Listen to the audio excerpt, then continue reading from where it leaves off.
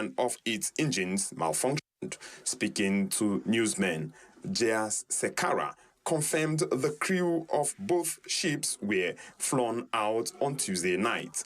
The stranded sailors were granted 30 days entry visa by the Sri Lankan government and were housed in Navy and Air Force camps. The Iris Dena had been returning from a military exercise hosted by India when it was attacked. Video released by the U.S. Department of Defense after the incident showed a ship being struck, causing the stern to rise up before exploding. The bodies of 48 Iranian sailors killed in the attack were recovered and later repatriated in a chartered plane arranged by Iran. Its sinking in international waters came just a few days into the current U.S.-Israeli war with Iran and marked a dramatic widening of the conflict. Iran has since launched retaliatory strikes across the Middle East, targeting Gulf countries allied with the U.S. About 15 Iranian sailors will remain in Sri Lanka to operate the Arena Bushe, which is anchored off Trincomalee in the northeast of the island. Sri Lanka had allowed the Iranian vessel to dock at the northeastern port on 5th March after hours of discussion, with its president saying they will never hesitate to protect humanity. President Anura Kumara said in a statement at the time that his position has been to safeguard neutrality while demonstrating humanitarian values. He said Sri Lanka intervened in a way that demonstrated the country's commitment to international conventions, protecting the reputation and dignity of the country and protecting human lives. Sri Lanka has maintained a long-standing policy of non-alignment since it became independent in 1948. It has strong economic and diplomatic ties with both Iran and the U.S. Mexico faces a prolonged crisis of disappearances that has pushed families to become investigators, searching for traces of loved ones in clandestine burial sites across the country. In Jalisco State, one of the areas most affected, relatives of the missing routinely organize search effort, traveling to remote areas and urban outskirts based on anonymous. Since 2006, more than 130,000 people have been reported missing since 2006, according to official records, in a pattern of violence largely tied to organized crime, even as the country is not formally at war.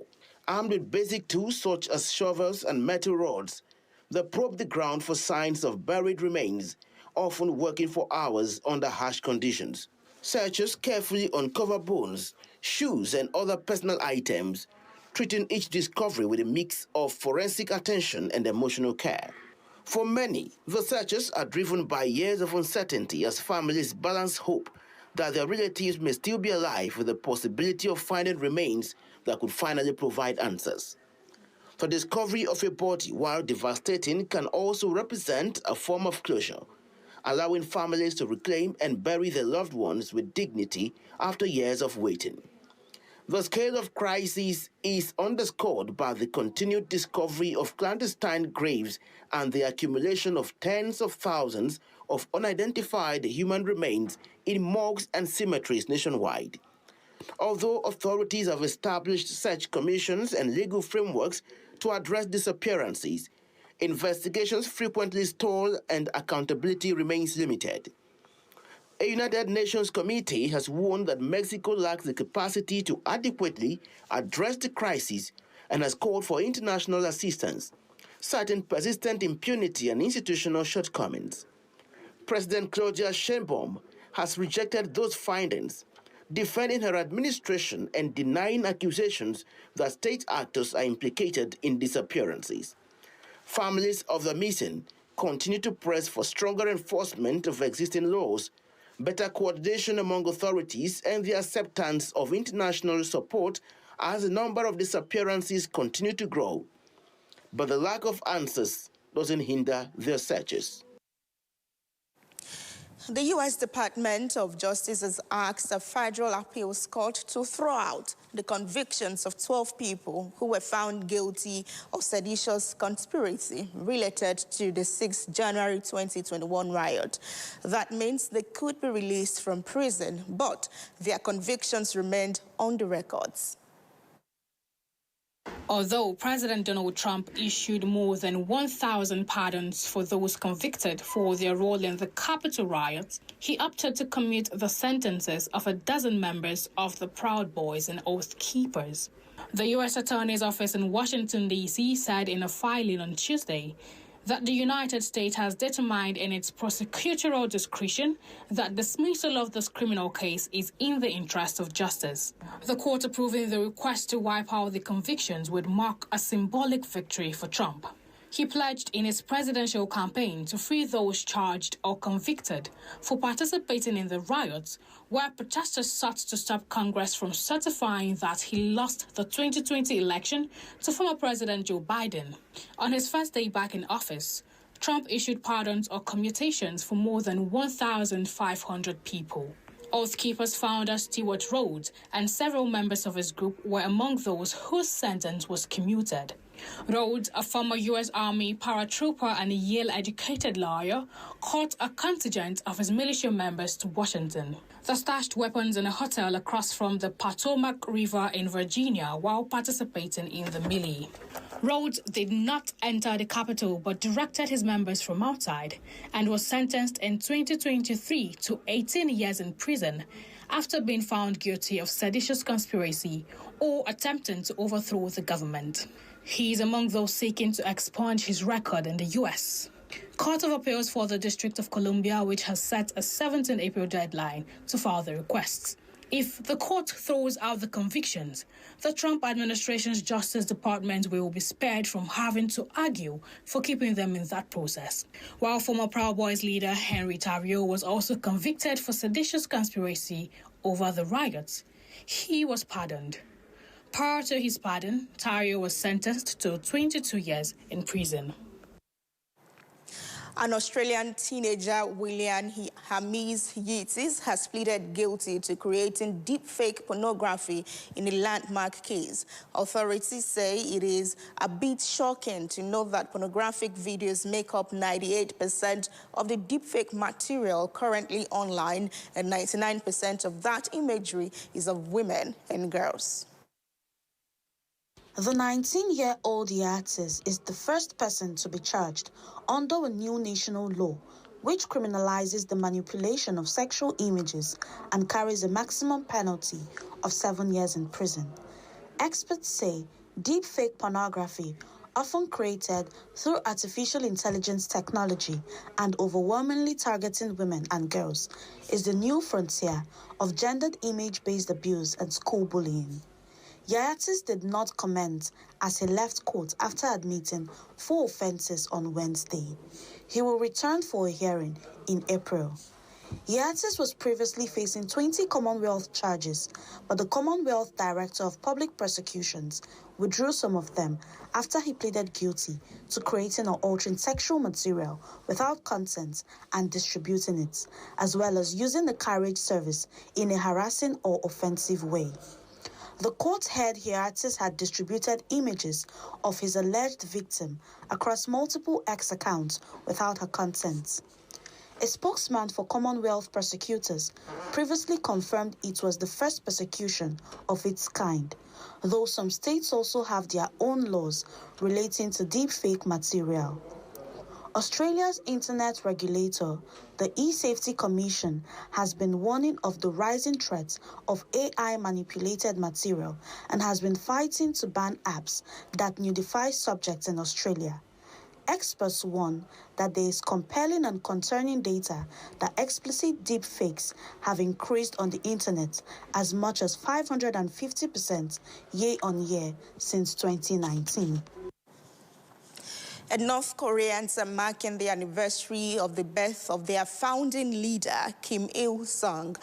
The ritual nowadays is slightly different from the past. The giant statues of Kim Il-sung and his son, Kim Jong-il are still overlooking the middle of the capital, Pyongyang, and people still come to show their respect by laying flowers at their feet and bowing. But some of the ceremonies surrounding April 15 have slightly changed. Experts who watched North Korea from outside the country have noticed changes in recent years. The anniversary used to be uniformly called Sun's Day, but that phrase is no longer prominent. And there used to be a giant flower show with thousands of blooms, all named Kimi Sungia, a purple orchid named after the former leader. Since the COVID-19 pandemic, the show has not been held for years. Now, it's back, but in a very different version. There are all kinds of flowers, not just the Kim Il-sunja and the red Begonia Kim Jong-il, named after the North's second leader, Kim Jong-il. And the traditional big portrait of Kim Il-sung hanging over the flower show is not there. South Africa's President Cyril Ramaphosa has appointed Rolf Meyer, who served in the last government of the apartheid era, as his new ambassador to the U.S. The country has not had a top envoy in the U.S. since Ibrahim Rasool was expelled last year after he accused President Donald Trump of trying to project white victimhood as a dog whistle. This wasn't already strained relations between the nations, which took a downward spiral after Trump's return to office last year. Ramaphosa's spokesperson, Vincent Magwanya, confirmed Meyer's appointment, saying it would be immediate. The 78-year-old Meyer played a key role as one of the chief mediators alongside Ramaphosa during the talks to end the racist system of white minority rule known as apartheid in South Africa in the 1990s. He was the chief representative of the National Party, which introduced apartheid, while Ramaphosa represented the African National Congress, ANC, led by Nelson Mandela. During that period, the two enjoyed a fishing trip together and went on to form a lifelong friendship. Meyer was part of a group of 32 prominent South Africans the president chose last year to guide the national dialogue, a process aimed at addressing the country's various challenges. He was constitutional affairs minister in the last apartheid government and later joined the government of national unity formed in 1994 when Mandela became president. A federal high court in Abuja has scheduled May 26 for the State Security Services SSS to commence trial in the case involving former Attorney General of the Federation, Abubakar Malami, senior advocate of Nigeria, and his son, Abdulaziz, over alleged terrorism-related offenses. The development followed the filing of an amended 5-count charge by the prosecution led by Akinlolu Kainde, senior advocate of Nigeria. The new charge focuses on alleged unlawful possessions of firearms after the earlier charge was withdrawn. Both defendants, however, pleaded not guilty to all count as the court upheld the earlier bail granted to the defendants. According to the amended charge, Malami and his son are accused of possessing firearms and ammunition without a valid license in December 2025, with allegations that the items were intended for unlawful purposes. Justice Abdul Malik fixed May 26 and June 15 for the commencement of the trial.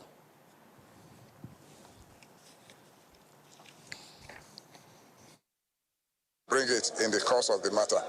But for now, what we have now is the mandate that we are standing on.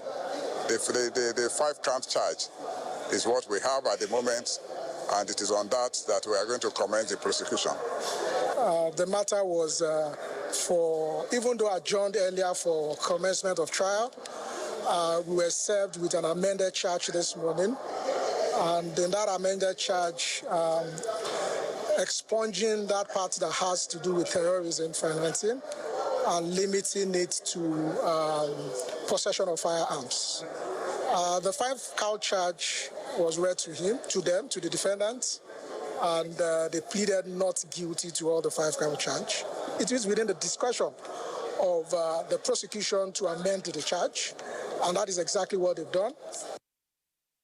Earlier, the court had granted the defendant bail in a sum of 200 million naira each, with 2 sureties in like sum. Is there light at the end of the tunnel for Plateau State? Well, the state governor, Caleb Mufwang, believes so. During a high-level dialogue in Jos, leaders and citizens gathered to find a permanent solution to the state's recurring violence. For over 20 years, Plateau State has been locked in a cycle of violence that has defied multiple government interventions. Despite numerous peace pacts, lives and property continue to be lost. Addressing a security dialogue organized by the House of Representatives, Governor Mutfwang argued that while security hardware is necessary, the root causes of the conflict must be addressed. It is therefore imperative that our response to comprehensive, addressing both the immediate threats and the underlying drivers of conflict. The National Assembly also weighed in, with Speaker Tajuddin Abbas describing the unrest as a national concern. Represented by John Dafan, the Speaker warned against the misuse of social media in fueling the crisis through hate speech. We must move from a reactive posture to a proactive, inclusive, and preventive approach. We must prioritize dialogue over division and justice over expedience. Chairman of the House Ad Hoc Committee, Adewale Hamid, urged stakeholders to be honest in their deliberations to ensure the dialogue yields actual results. No fact will be too difficult for us to handle if it brings us closer to peace. The session saw a wide range of submissions from religious leaders, socio-cultural groups, and the civil society, all seeking a roadmap to a safer plateau. Walkes Quackfoot, AIT News, Jos. And that's the world news on Kakaaki, the African Voice, this Thursday morning. Thank you for staying with us. Up next is Kakaaki Business. Welcome to Kakaaki Business. The EU's age verification app for online platforms is ready and will soon be available to use, European Commission President Ursula von der Leyen said on Wednesday, as member states push ahead with plans to limit children's access to social media. Following Australia's groundbreaking social media ban for children launched last year, a growing number of European nations are weighing their own restrictions as concerns mount over social media's impacts on the health and safety of minors. The app, which will be compatible with both mobile devices and computers, will require users to upload their passport or ID card to confirm their age anonymously. Speaking at a press conference in Brussels, Henna Verheugen, the EU's digital chief, said the bloc plans to establish a European coordination mechanism to ensure age verification is implemented across the various national schemes. World shares edged toward record highs on Wednesday after President Donald Trump said talks with Iran could resume over the next 2 days, with hopes for an end to the Iran war capping oil prices at under $100 per barrel. The MCCI Oil Country World Index rose 0.1% within sight of its all-time top and on course for its 9th straight day of gains. European shares saw a muted start to the day, however trading flat. French stocks fell 0.3%. Signs that diplomatic engagement will continue in the Middle East helped calm markets as analysts at Deutsche Bank noted that the developments had eased investor fears that the stagflationary shock, noting that investors continue to believe the conflict will be a temporary one. Asian shares outside Japan had earlier gained 1.5% to hit the highest level in 6 weeks. Japan's Nikkei climbed 0.9%, while South Korea's Kospi Index added 3%. Eurozone industrial production rose by 0.4% month-over-month in February 2026, marking a recovery after 2 consecutive months of decline and surpassing market expectations of 0.3%. The rebound was driven by increases in non-durable consumer goods, capital goods, and intermediate goods. However, Energy output declined by 2.1%, and durable consumer goods continued to fall for the fourth straight month. Among the bloc's largest economies, Italy recorded modest growth of 0.1%, while Spain's output remained unchanged. In contrast, Germany, France, and the Netherlands experienced declines of 0.1%, 0.8%, and 1.4%. Year-over-year, industrial activity contracted by 0.6% in February, matching January's pace and outperforming forecast of a 1.0% drop. India's wholesale prices increased 3.88% year-on-year in March 2026, accelerating from 2.3% rise in February and surpassing expectations of 3%.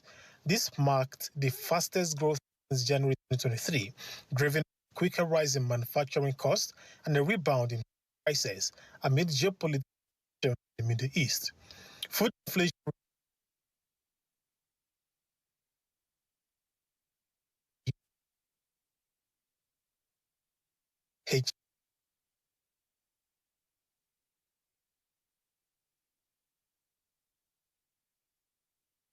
spaces led by Texas.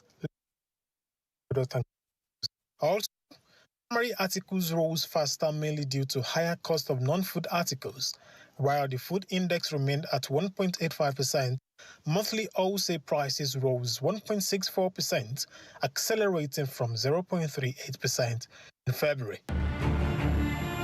China's largest trade fair opened Wednesday in the southern city of Guangzhou, featuring over 32,000 exhibitors displaying a wide range of products, including electronics and new energy vehicles. It is being held after data showed China's export engine slowed sharply in March as war in the Middle East triggered shocks to energy and transportation, halting global demand and exposing the risk in Beijing's strategy to leaning on manufacturing to support growth.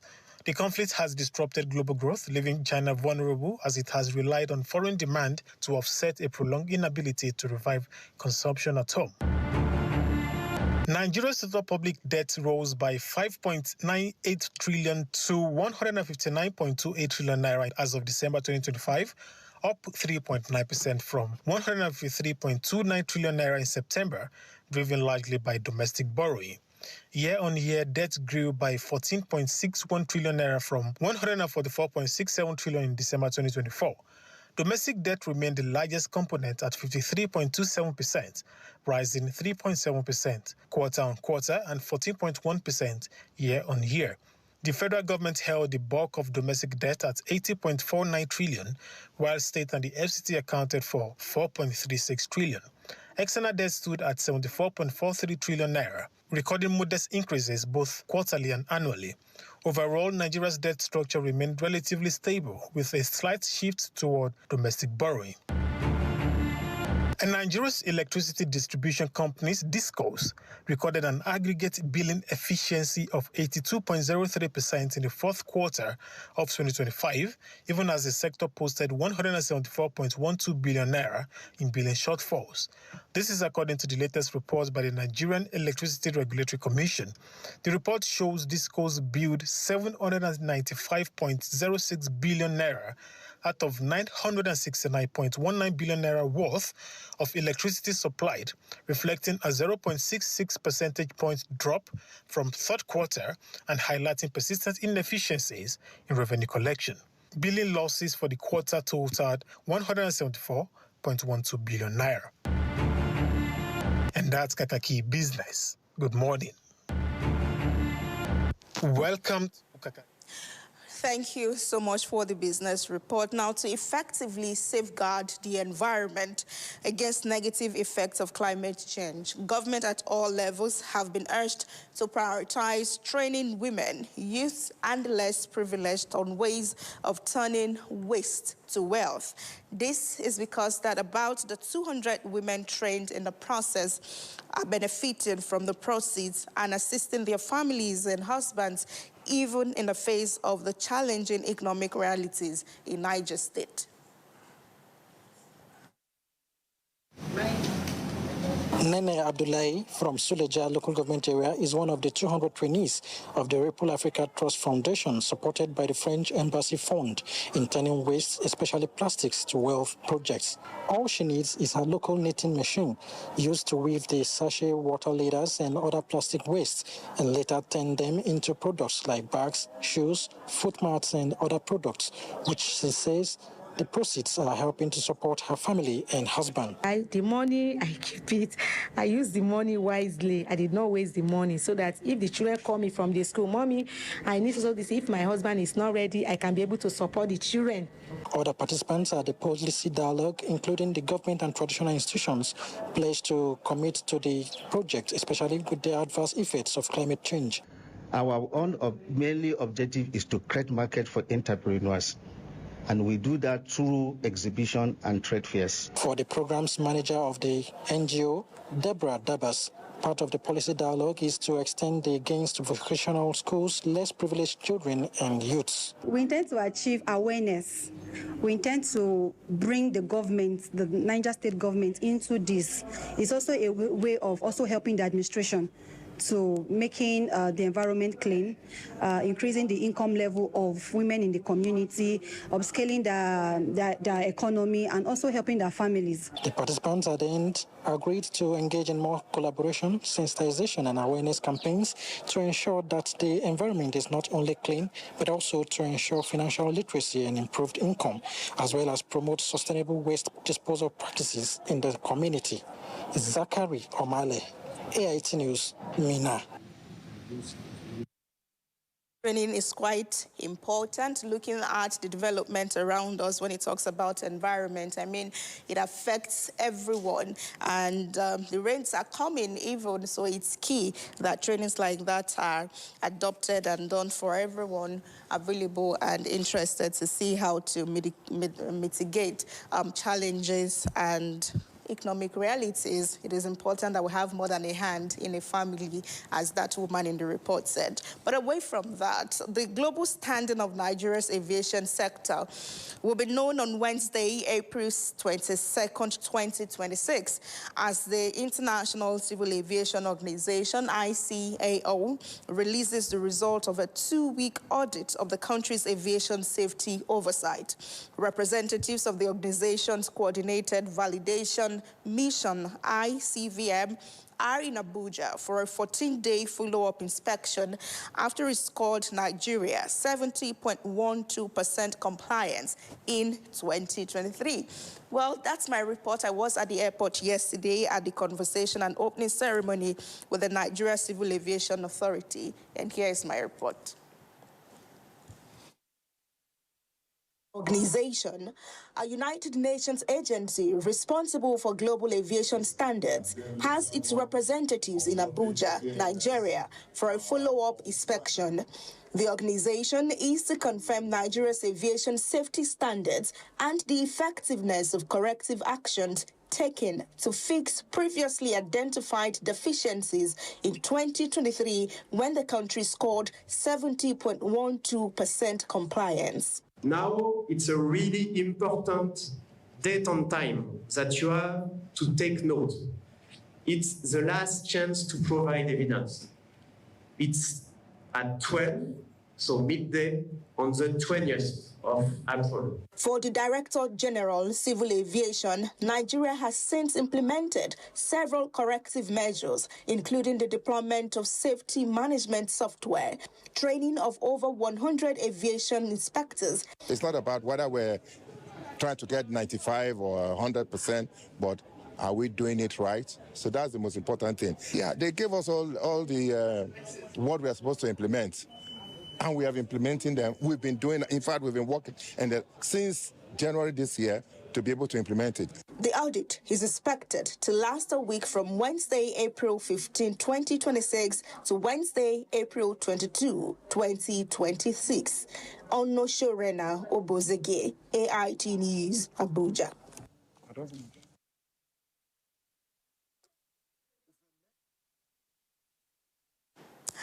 Well, as that report highlights, that's on Nigeria's aviation standing. It is hanging on a balance until April 22nd, 2026, which is in 2 weeks. Nigeria will not know where exactly it stands in global rating. And as I did mention in that report, it's about knowing where exactly you are in the global space. So from, say, 60, 65 to 75, it's not a weak point exactly, but you need improvement. And then from 75, of course, it's excellent. You are globally competitive. And anything less than 60, it means you are weak as a country, your aviation space is weak, and your rating is quite poor, and maybe, just maybe, you may not be qualified to fly. But Nigeria is at 70%, 70.12, which means that we are not at a danger zone as it stands. However, in 2 weeks, we would know our current rating, where we are and what we need to do. At that opening ceremony yesterday in Abuja, the audit would last for 2 weeks, yesterday 15 to 22, and they said that it's at 3 p.m. on Wednesday, that's in 2 weeks from now, that the audit report will be shared with journalists. So we'll be back to the office of the NCAA to find out what the team from the Coordinated Validation Mission, of course, from the International Civil Aviation Organization, have put together, and how they assess our aviation sector now as far as Nigeria is concerned. So fingers crossed, 3 p.m., April 22nd, 2026, Nigeria would know if we're now globally competitive, if we're weaker, or we are risking anything. But at the moment, at 70%, we are fine and just okay. Well, we highlight another story, which would be that the federal government has warned that flooding may again threaten dozens of states across Nigeria in 2026. Well, we're talking about flooding and predictions this year. So that will be our focus. We'll definitely share that conversation, maybe as a lead to one of our conversations this morning. Thank you, everyone, for being there. Up next on the program is our social intervention segment. Do stay, because at 7 a.m., of course, it's news. Official AIT Live on Instagram, TikTok, and Threads on YouTube. Stay connected with AIT. On air, online, on live.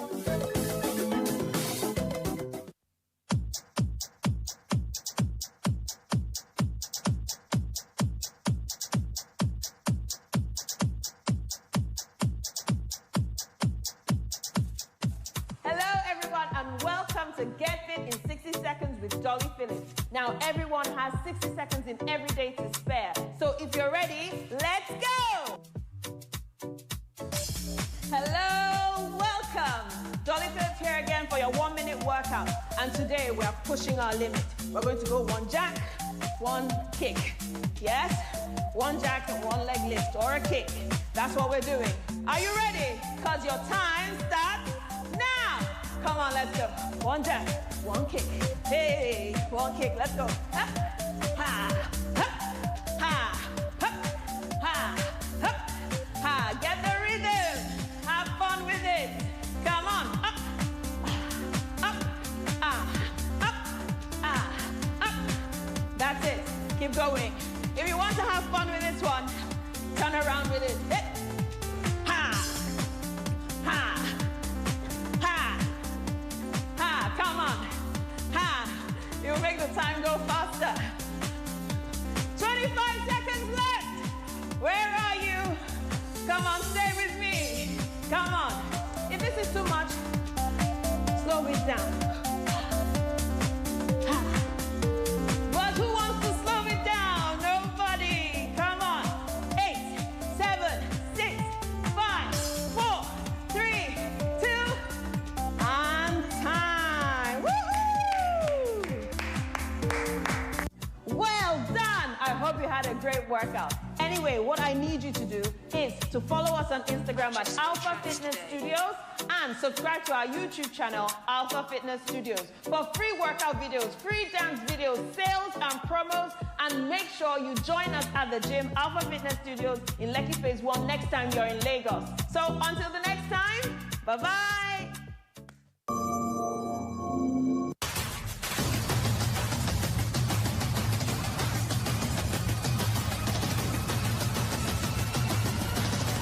Hello, great people of Nigeria. Welcome to the Leadership Clinic. Today I'll be talking about the power of delayed gratification.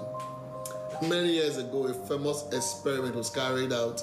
Researchers put a marshmallow in front of a child and said, "You can't eat this now. Or wait 15 minutes and get 2 marshmallows." So some children ate it immediately, while others waited. And here is what they found out. The children who waited grew up to be more successful in life. Why?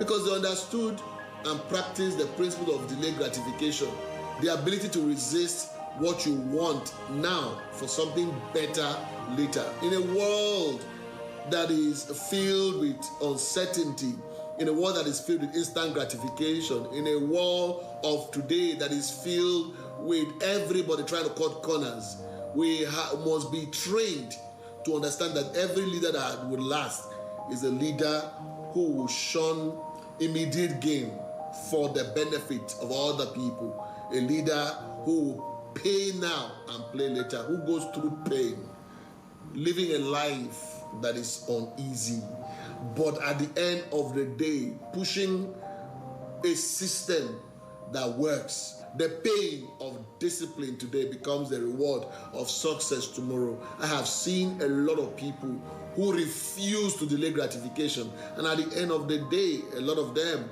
have been thrown out the path of success. So most people who choose the pleasure of today and suffer the pain of regret tomorrow, here is how to build your muscle towards delaying gratification. First thing is that you start small. Don't check your phone for the first hour of your day. Fast from something you enjoy for 1 week. Practice waiting. Second, keep your long-term vision visible. Write down your goals. Look at them daily. When temptation comes, remember what you're building.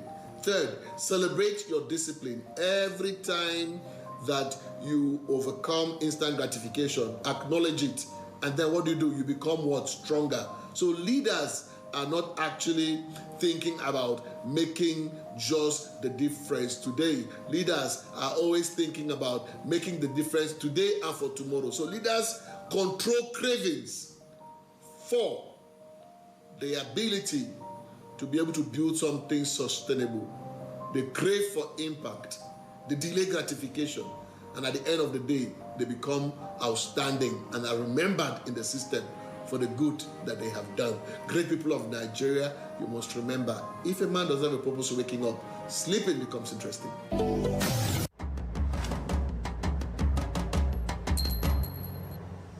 Have you ever wondered why your child is left-handed? Now, if both of you as parents are left-handed, there's a good chance that 50% of your children will be left-handed too. But if neither of you are lefties, the probability shrinks to only about 2%. Now, whether you're a left or right-handed parent, you need to recognize the opportunities and as well the challenges of raising a left-handed child.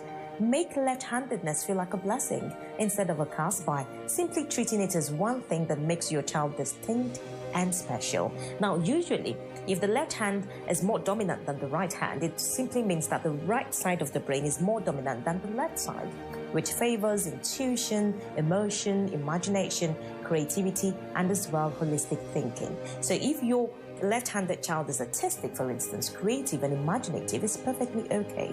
Now, thinking outside the box is a specialty of lefties, which translates well to problem solving at school and even beyond.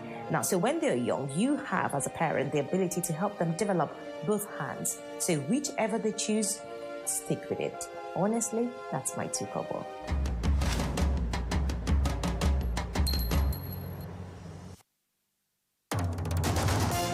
Focus Nigeria. It's a huge task. but we take it on. Ask him where is the law. National Assembly is not doing hearing on insecurity in Nigeria. It is America that is doing hearing on insecurity in Nigeria. Monday to Friday on Focus Nigeria, we identify the nagging issues. So people put people in poverty deliberately, deliberate misplacement of priorities, and brought people on their knees to suffer. We seek answers to the tough challenges. And because of for the former president, yes, what I know is that he has not turned his membership card. He has not been attending your meeting. Leave that to us to deal. There's no shying away from the issues. The system is held accountable. The leaders are accountable for the funds, for the resources that they manage. No sitting on the fence. The same thing that made you live where you are may confront you. Focus Nigeria, 10 a.m., Monday to Friday on AIT.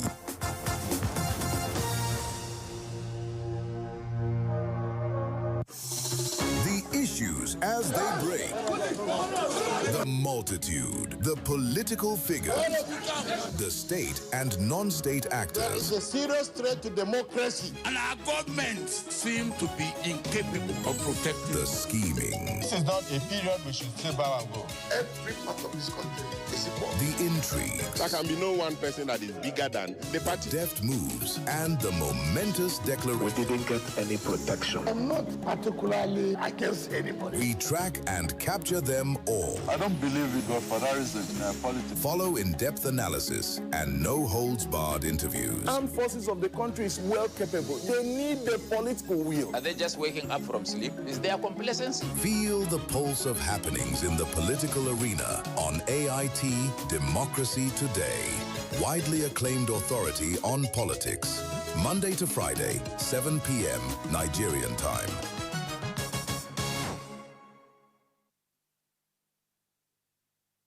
People, politics, and power brings context and clarity to issues and events in governance, democracy, and development. On People, Politics, and Power, we feature people who shape the events and define the issues. A lot of the agencies are still struggling with implementation of freedom of information. The government should come. We need Nigeria to work. We examine the interplay and interaction of politics with power and their impact on policies and the people. It's about getting the system to deliver the kind of electoral outcome that people will be happy with. People, Politics, and Power with Imoni Amarere. Will low-performing agencies be held to account? Or will the numbers fade after the headlines? At 1 p.m. every Monday and Friday on AIT.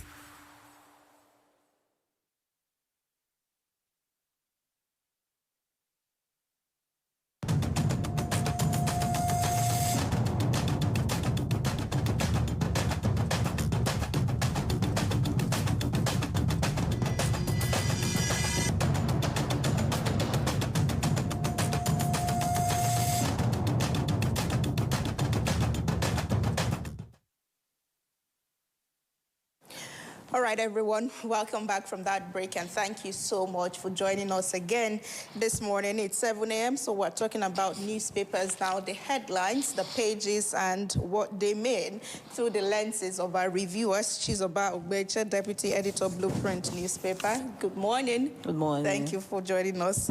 Also, we have Chuks Akuna, Editor, Authority Newspaper, the two for Thursday morning. Good morning. And what's this color? What's the astrology? What's the party? You have it. You have it. Yeah, I have a touch of it too.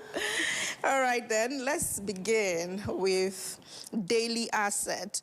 It says, federal government predicts floods in Benue, Plateau, Lagos, Adamawa, 28 other states, 14,000 communities in high-risk zones. And another writer says Nigeria Hydrological Services Agency, NISA, upgrades flood forecasting with AI-driven modeling. You'll find that on page 2 of the paper this morning. From that, we go to Nigerian Pilot. It says, flood alert. Federal government wants that 33 states, over 14,000 communities are at high risk in 2026. You'll find that on page 8 of Nigerian Pilot this morning. Today's Nigeria, same story. It says, Flood, 33 states at risk. Water Resources Minister raises the alarm, advises state and FCT to brace up for surge. From there, we go to Standard Times. It says, flood, 266 local government areas in 33 states. This is Standard Times.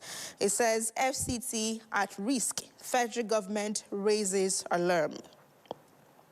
From Standard Time, we go to New Telegraph. It says, Lagos, Anambra, 31 other states, over 14,000 communities face flood risk in 2026. That's federal government talking there, and you find that on page 6 of the paper. From there, we go over to Daily Sun. It says, insecurity escalating to war situation.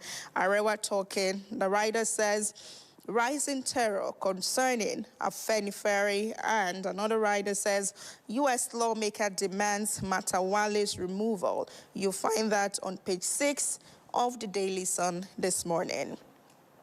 Still talking insecurity, Daily Trust says, insecurity, Nigeria in state of war. That's ACF. Right there talking Arewa Consultative Forum. And up above the mast says Governor Inuwa hosts Fin 3 for landmark project unveiling in Gombe. But from that to go to Observer's Times, it talks politics and burial, buried with honors. Army Chief bids final farewell to Brigadier General Brimer and fallen patriot.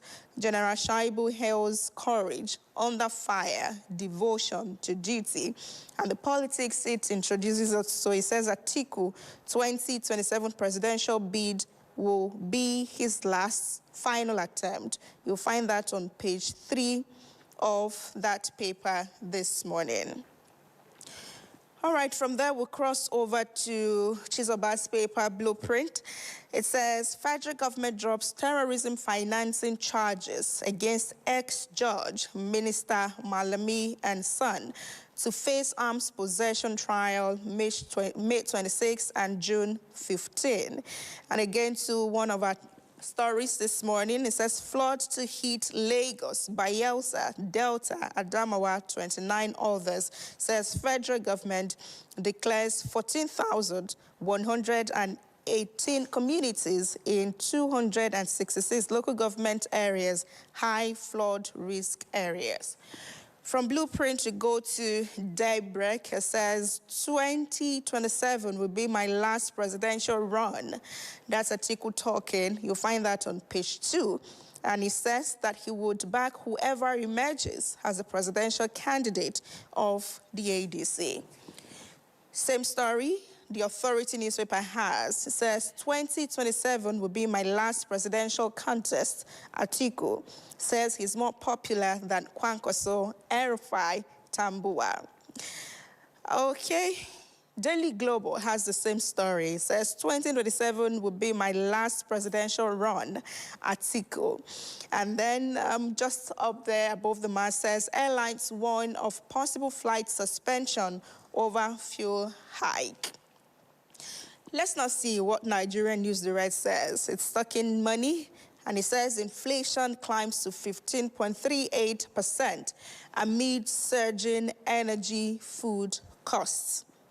And the Whistler says, fuel price pressure pushes Nigeria's inflation to 15.38%. Oil crisis may push global economy into recession, IMF warns. You'll find the stories on pages 12 and 14 of the Whistler this morning. From there, we go to the Daily Monitor. It says, domestic airlines to close shop as aviation fuel hits 3,300 naira per litre. Accuse marketers of taking advantage of tensions in Middle East to hike aviation fuel prices beyond global market realities. Okay, still on insecurity, Nigeria has reached state of war, ACF warns. And now we go over to the Business NG. It says, SEC sets 7.5 billion naira minimum capital requirement for free trade zone listings. It also talks about inflation. It says Nigeria's inflation rises to 15.38% in March as monthly price pressures accelerate. All right. Those are the pages of the newspapers this morning. We'll now come to the studio with our reviewers to see what they make of the headlines this morning. We're starting from Daily Asset, Pilot, This Nigeria, Standard Times, New Telegraph. They all have our first story. It says federal government predicts flood in Benue, Plateau, Lagos, Adamawa, 28 other states. Chizoba, ladies first. Okay. It is fast becoming a trend that once the rainy season comes, we'll have these warnings. But what we'll ask, what do we do after the rain stop? Because that's the time to prepare for this or avert the flood. We don't wait for the season to come. Like we were discussing before we came on set, Chief talked about the issue of attitudinal change. We have very bad attitude towards disposal of waste. And to some extent, the government also has issues with that because you don't move the waste. There was a time in FCT they said, but you have a situation where people heap it and they don't come to pick it. So you end up patronizing the same people who probably dispose their own in the drainages. And that's how it starts. And particularly the waterproof bags are the worst culprits. Yes, climate change has a place in it, but we also have to be preparing before it comes. We don't always need to wait till when the rainy season comes and they warn. And most times, we don't even heed the warnings before we now start hearing that a whole community was swept away by flood. And farmers also get a part of the brunt because some farms also get submerged in the floods, not just. So my take is that we should do better than wait only to sound the alarm. We should prepare towards it, knowing that it has become an annual or a seasonal thing, instead of waiting to only sound the alarm, and there should be enforcement. If there are people that are supposed to, that are prone to flooding in their place, they should ensure that they move so that we don't have a situation where you say people have been displaced, government is now raising funds to take care of them. You have people taking refuge in schools, which is a story we'll have every year. NEMA will come in, different state governments will start donating. Yes, that fund we use to come to their rescue when it happens. Let's use it as a preventive measure. Instead of waiting till after, we should be more proactive and not wait for the floods to come. Okay, let's look at how Nigerian Pilot puts it. Some of the riders. It says, federal government warns that 33 states, over 14,000 communities are at high risk in 2026. Says federal government or federal capital territory fall within high flood risk area. Identified this year that 405 local government areas in 35 states will fall within moderate flood risk area, except Ekiti State. Assures that forecasts are now tailored to specific communities for quick intervention. Chooks, year in, year out, flood alert comes. Regardless, we still fall victim. Yes, because it's one earth. I mean, I'm sure we all know what we call global warming. So, and what we don't understand is that most of the world's water is held in ice form. So if you go to the Arctic, that's where, because, I mean, for those of us who did elementary geography, 75% of the Earth is made of water. And that water is more stored as ice in the ice caps of the world. So what happens is that each time you go to abattoirs, you see people burning tires. So each time you start your car, each time you use aerosol, it punctures what you call the ozone layer. Because the ozone layer is what shields the Earth from the harmful ultraviolet rays of the sun. So when that happens is that for scientists have determined that over the past 30 years, the temperature of the Earth has been gradually increasing.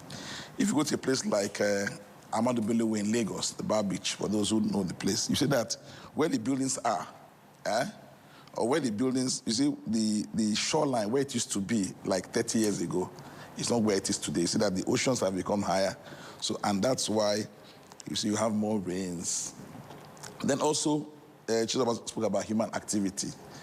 There's what they call runoff. You know, each time it rains, you see from your roof, you know, you see puddles of water. It tries to, you know, tries to find its way through what geographers call relief. That's, you know, the water will have to run to small streams. From small streams, it runs to big rivers, and these rivers empty into oceans. So what basically happens is that most times, because of our activity, we use plastic bags. You know, you see gallons. When we drink sachet water, you know, we dispose of it anyhow. Then the natural drains that, you know, that we used to have now been clogged by all these activities of human beings. So what happens is that, you see, most times you see torrential rains, and instead of the water, you know, flowing easily into these streams, like I said, and rivers, it's trapped. And then all these are things that really lead to all these issues of flooding.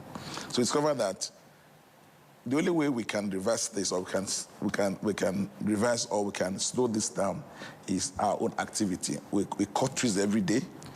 You see, for farming, for building. You can imagine how big Abuja used to be and how big it is now.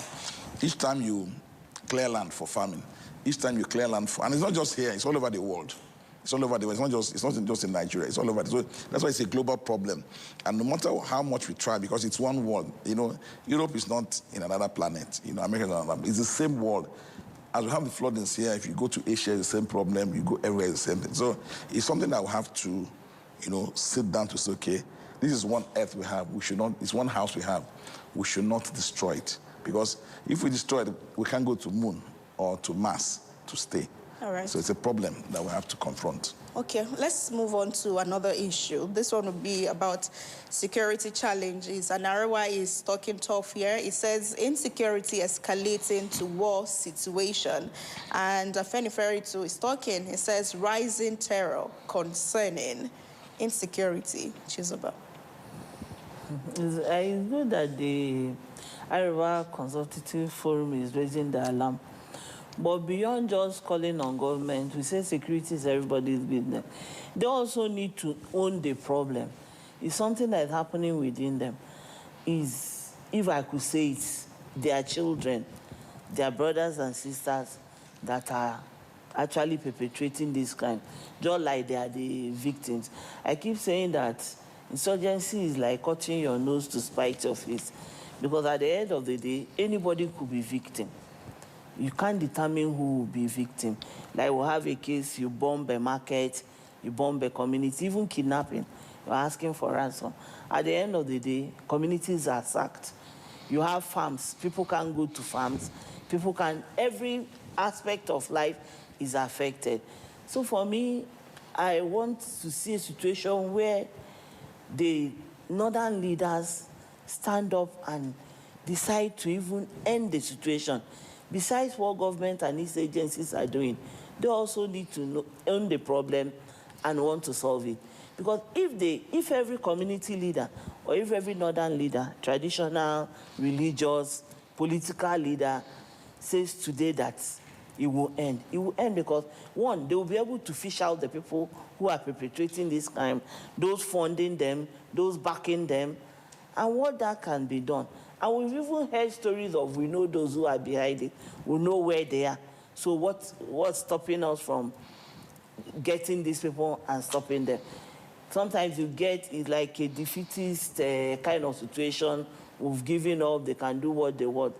But beyond just saying it's a war situation, we should also bring a war attitude. Because in war, you defend yourself. You put your house in order to ensure that you're not a casualty. Because like I say, anybody can be casualty in this situation. You cannot say yes, somehow maybe the high and mighty have not really felt the pang as much as the common man. You know, your perspective takes us to yesterday papers, where the Senate president says, oh, insecurity will not end till 2027. And that this is a distraction from the opposition against the president, Bola Tinubu. But one of the riders I would like you to, you may want to look at, Chuks, is the second one from Daily Sun. It says, U.S. lawmaker demands Matawale's removal to tackle insecurity.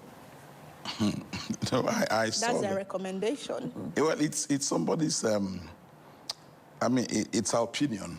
It's what she's in America, but you know, she also listed some of the reasons, because I was curious to know why she might. I mean, she was saying that. You know, she said that under Matawale, that Zamfara became one of the hotbeds of insecurity. But I think very quickly, let's. I'm from the southeast, but I've lived most of my life in the north, and I must say something. It's not enough for Arewa Consultative Forum to come and talk about insecurity. We should also talk about lifestyle changes. I used to have a farm. I used to have a cattle ranch, you know, close to Kefi. So yesterday, my manager, those days, you know, he called me, and I said, how are you doing? He said, fine. What are you doing? And I said, nothing. How many children do you have? He said, he has 13 children, and that one of his wives just put to bed. And in fact, the naming ceremony, the christening ceremony will be this weekend. Because you see, Nigeria has one of the highest out-of-school children rates in the world. Nearly between 15 and 20 million children out of school. So you have to ask yourself, you know, if you bring forth children that you do not have the capacity to train, you know, you're allowed to roam the streets and in search of food, livelihood, and you think it's a way of life. And I tell them it's not Islam, because it's not only in the north they have Muslims. You have Muslims in the southwest. States like Oshun have got very not central. No, you understand. But you see, when you keep a blind eye, turn a blind eye onto what feeds or what fuels this insurgency or the insecurity. Let's not forget what former President Buhari said in 2013, because you see, when an animal is to be born, you know, it starts from the womb, embryo. You know, imagine when people terminate pregnancies, is at that stage.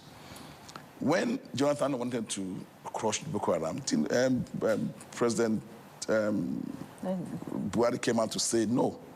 That he started comparing bandits and terrorists in the north to agitators, to what they call these people in the Niger Delta, to what they call them? Militants. He said no, that Jonathan and his boss and his then boss, Yaradua, you know, that they treated them with kid gloves. So why are they killing? Why are they attacking?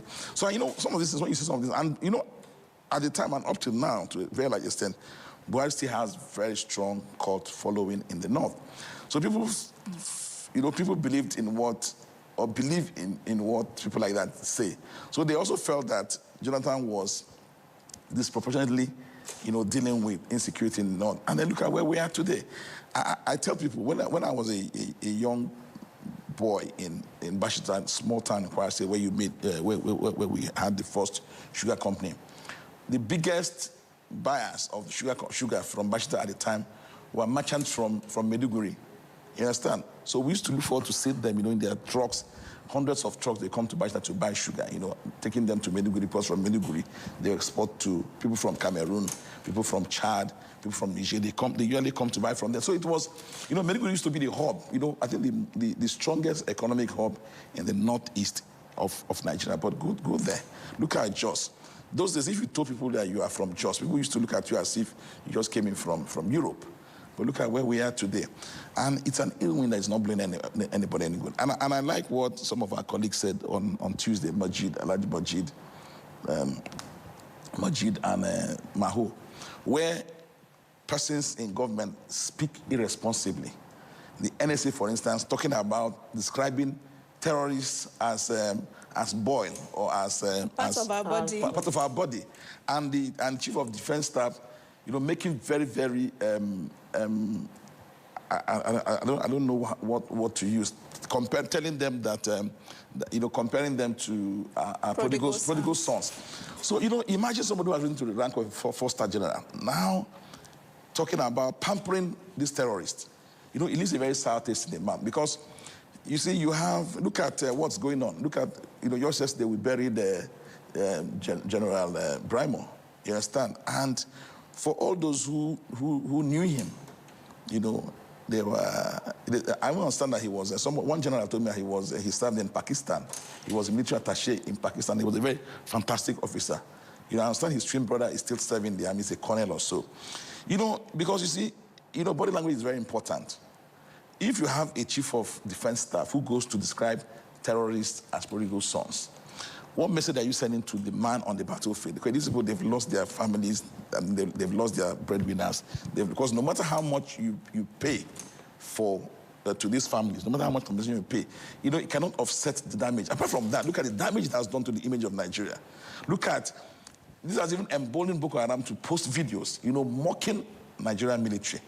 You know, so we have to call a spade a spade. The time has come for us to treat. You know, look at what happened. We understand that there was advance warning that they will attack these barracks, and nothing was done. And after the attack, then the Air Force is going to bomb a market as if they never knew that that market existed, you know, before that time. We need to tell ourselves the truth. So this insecurity is an ill wind. Whether it's coming from Arewa Consultative Forum or from Ohanese or from anybody.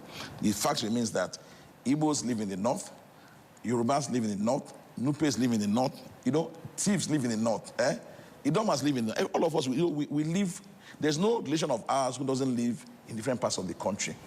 So we have to be very, very responsible when we make utterances, particularly those entrusted with the responsibility of maintaining law and order, of securing Nigeria. What we say goes a long way in affecting the psyche of those at the theater of this battle. All right, let me bring in our viewers from YouTube, Africa Independent TV, who are dropping their comments and also sharing their thoughts to what we're discussing here in the studio. I'll start with Mike Omovudu. It says, what are the plans government putting in place for its citizens after this flood alert? He says, we don't need donations after plant a tree today. This user, Ako John Abo, says, flood alert all over, and you will not hear any state coming out to tell the people what they are doing or what their level of preparedness, only to come with relief materials after the flood. I see comments on Atiku already that will introduce us to our next story, so I will skip those. Ako Dobola says, the flood on Monday evening on Lagos, Abeokuta toll gate and Songo, no be small thing. Yeah, we saw videos and people like airports where they never even start to use.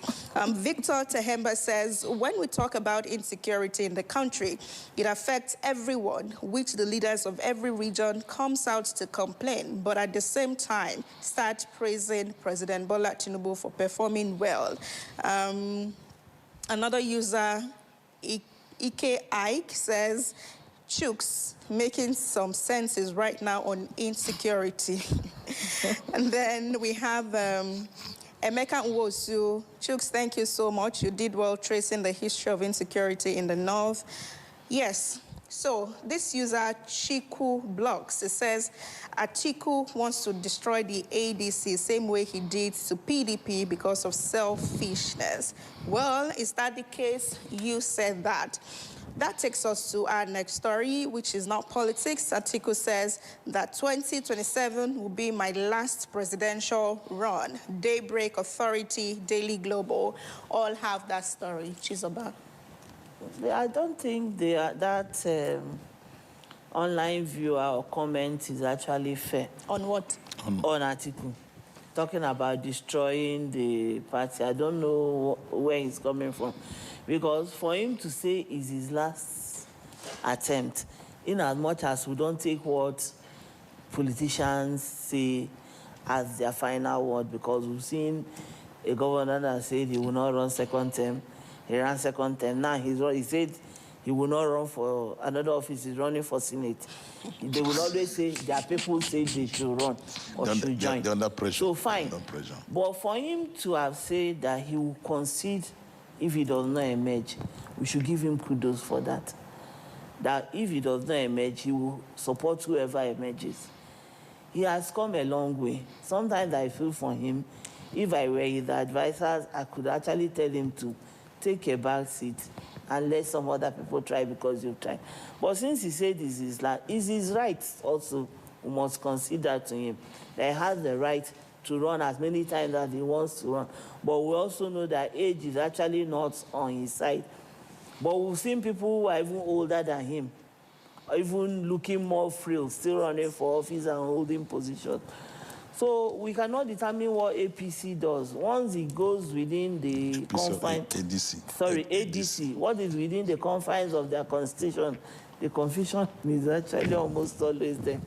Within the confines of their constitution, he actually said if consensus does not work, they will have to do the direct voting. Primaries. But I also think that maybe P2B should take a cue from there, because in his own interview, he has actually alluded to the fact that he might exit if he does not emerge. It should not be about any person. You don't have to be the president to actually provide leadership. That's the way I view it.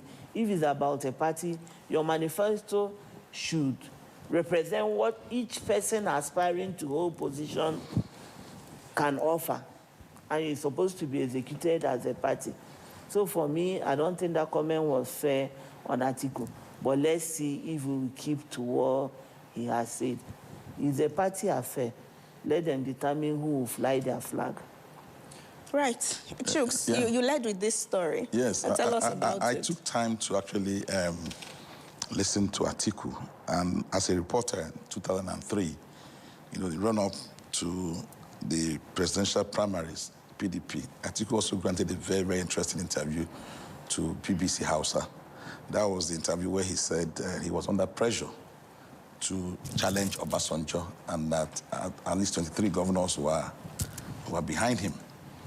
So it's been his style whenever he wants to, whenever he's at the cusp of a major political decision, he grants a major interview.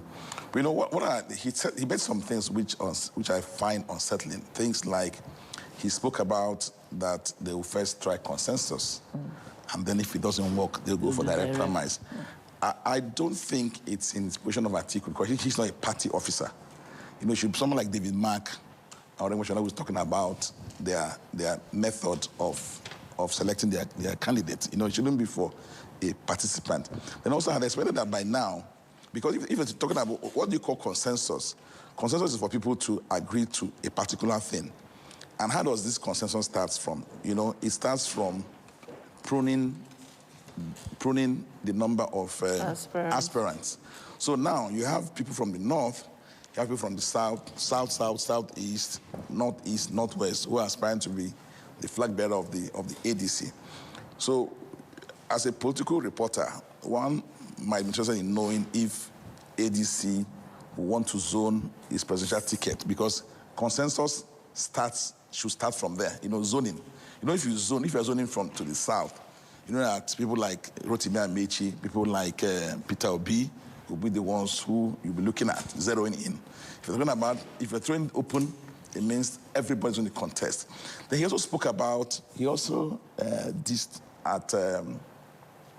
made some remarks, which I don't know if some of you noticed. He said that even Jonathan, suffered from lack of experience. If Jonathan, who was deputy governor, who became governor, vice president, and later became president, in the view of Atiku, suffered from lack of experience or inexperience, then I wonder if he was mentioned. Let's talk about those who have never become vice president in the first place, you understand? Mm-hmm. That's one of the issues he raised. They also spoke about himself, that in his own opinion, he's the most popular candidate in the north. Yeah, he said so. He said so. More popular than Kwankwaso. He said even more popular than Kwankwaso. And Erufai. So maybe in other words, maybe he's also putting himself forward that, I'm the best man for this job. And two things, this is my last chance. If you are younger, you can try again. So why not consider this to me? I'll be 80 in November, and I'm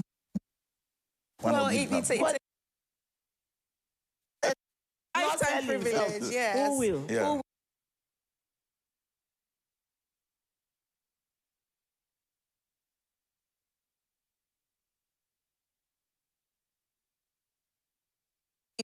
Fair. In Igbo, we used to sell them, that we wish we don't tell this kind of thing happen again. May it never. That we should not bury people who have given their life. Yes, you could say it's what they signed up for, but I don't think they're expected to die that way. To begin with, the issue of IEDs are things we've talked about, but we know that there are vehicles that can withstand it. But he was driving in a Hilux, which is just like any other. It's not what you use. So it brings us to the issue of equipping the military. When they are at the front, they should be at least protect them to the best of your ability. If they fall victim, they know. In this instance, we cannot say he was provided for, or they were provided, because not just him. There were other officers that were also killed in the process. So probably we should look inwards into ensuring that they are better provided. The best equipment we can afford, we should give it to them. We keep talking about issue of that the insurgents seem to even be better armed or have better arms than the people fighting them. How do you expect people who had cases of military officers running away, putting down their tools, and they were tried? Some of them were sentenced to death because of mutiny. Let's not have that kind of situation when we can help it, because we should prioritize their welfare. I think that's the bottom line of it, knowing that we should not expose them unduly to this kind of danger. So while we are saying, God forbid, may it not happen, we should also provide opportunity to ensure that it does not happen. We cannot keep doing the same thing and expecting a different outcome. There has also been issues about funding of the military, security funds not being tracked, not being accounted. We should also hold them accountable to the funds they have and what they've deployed it to. Because at the end of the day, like I keep saying, anybody could be victim. Yeah. Chooks, yeah. It looks like the big men in military are becoming the target. Like back to back, we've had generals, colonels losing their lives to insecurity. You see, I would recommend for us to, there's a movie called Patton. It talks about the life of General S. Patton. Patton, how do you George spell Patton, P-A-T-T-O-N. George Patton, George S. Patton. He commanded the U.S. Army during the Second World War at the Mediterranean front. And when he took over, at the time he took over, American soldiers were at their lowest ebb in terms of morale, you understand? So he made one of the finest speeches by any military officer. Yeah, I mean, it's a movie you have to watch to understand. So he said that the army, you know, the essence of his speech was that it was what he said that actually turned the fortunes of the war, you understand? You know, he said that no man ever won I'm trying to quote him, that no man ever won a battle by dying for his country, That every man won a battle by making the other dumb person die for his own country. You know, you don't die for your own country.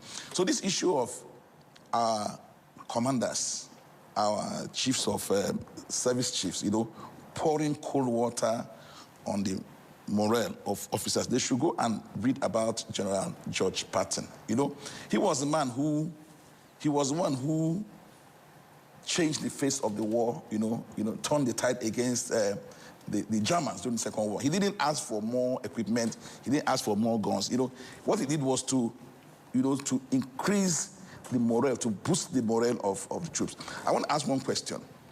How did, you see, if we do not remove sabotage, I don't want to believe that they are better equipped than our officers.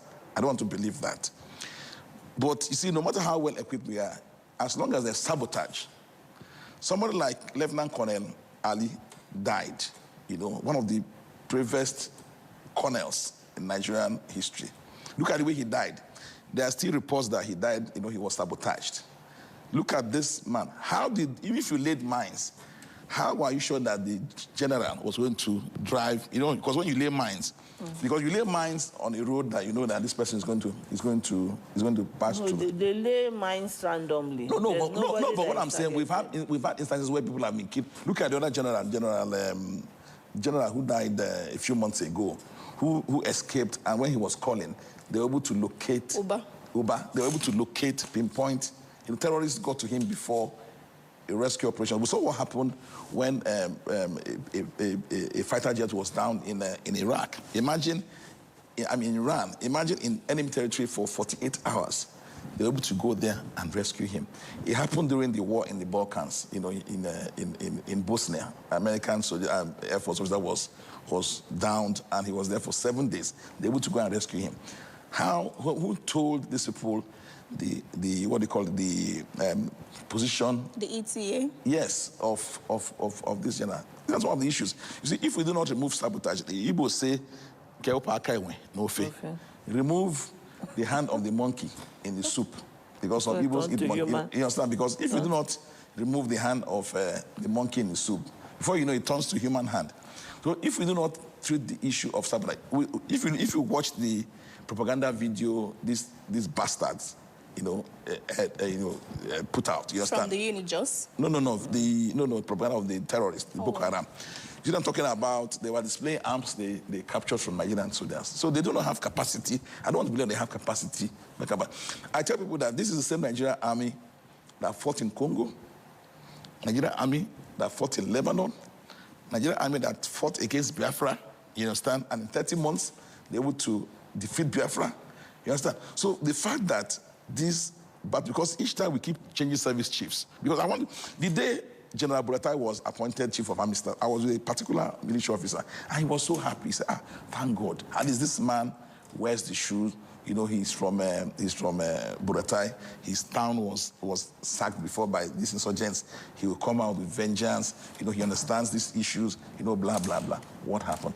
The same story. It was a celebrated appointment. Yes. But if I must say, what happened? You cannot compare a war without engagement, rules of engagement, and you're talking about conventional warfare. Fighting insurgency, whether terrorists, bandits, whatever name you call them, is fighting people who have no rules of engagement. There's no fair play. What they do is just to make sure that they hit you where it hurts. That's their rule. So you cannot compare it with saying Nigeria went on mission. No, but sorry, let me quickly come in. Okay. But we went to Liberia and we fought insurgents there. They were not regular army. In fact, you remember they killed 2 Nigerian journalists there. They were killing anybody they saw. You know, in fact, they got to a point that they were very angry with Nigeria, that anybody who was Nigerian and they killed the person. But we still went there and were able to make our mark. You know, I understand what you mean. But then, if we do not remove the question of sabotage, because like even what the Chief of Defense Staff said is a form of sabotage. What the NSA said is sabotage, if you ask me. Because how dare you? People who are killing our soldiers, people who are soldiers are laying down their lives for, you understand?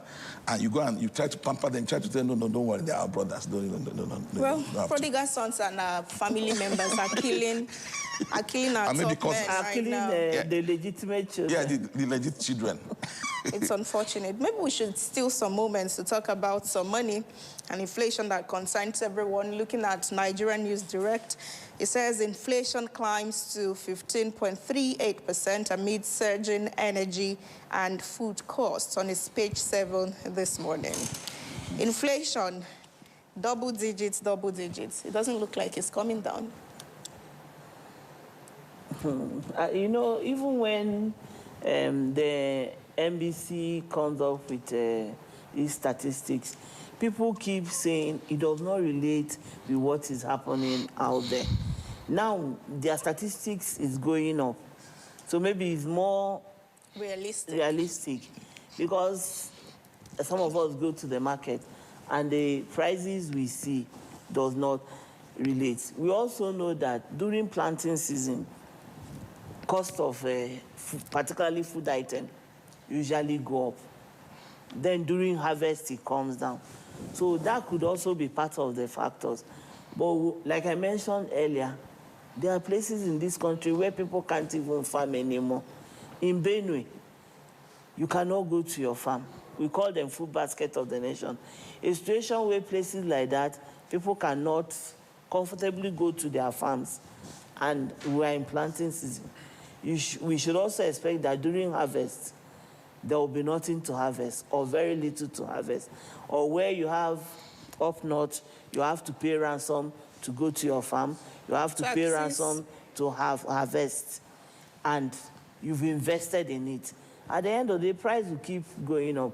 So we have to find a middle point where we provide like a balance or a soft landing or like palliative for both the farmers, Nigerians, and all. Because it's not just about saying, rolling out the figures. It's affecting people's life directly. Just saying, it's always been double digits, but it's just going up. Yeah. It has actually not been single digits. Yes, it hasn't been. So it's a situation that the government needs to pay attention to, because it's affecting, maybe I should use the common man more, because how many states are even paying the 70,000 minimum wage? For some people, their salary is just that 70,000. Or less, yes. Yeah. So how do you fend for, and we are talking about corruption. If you must survive, we're talking about basics. We're not talking about building houses or talking about surviving, food, shelter, and clothing. Anybody that is in that kind of situation, the chances that you will succumb to pressure to do things that are not untoward is actually there. So while we are providing for this, we're also, to some extent, helping to curb or plug the holes in the system. All right, we have to thank our reviewers this morning. You want to say something, but we have to run. I know. Thank you. All right, we'll be talking to Chizoba Ogbeche, Deputy News Editor for the Blueprint newspapers, as well as Chuks Akuna, Editor for the Authority newspaper. Someone commented earlier that you look like a couple going to church because they're wearing anko. No, Ogbeche here. Mrs. Chuks, you're not yet. Mrs. Akuna. It's a two-way thing. All right. Everyone, thank you so much for being with us. We'll take a short break and we'll return with our first conversation this morning. Stay.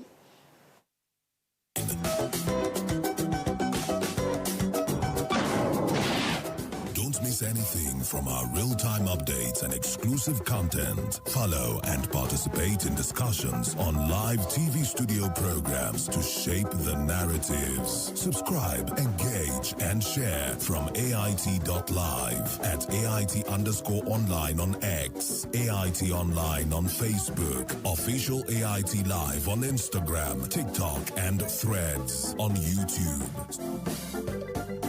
Stay connected with AIT.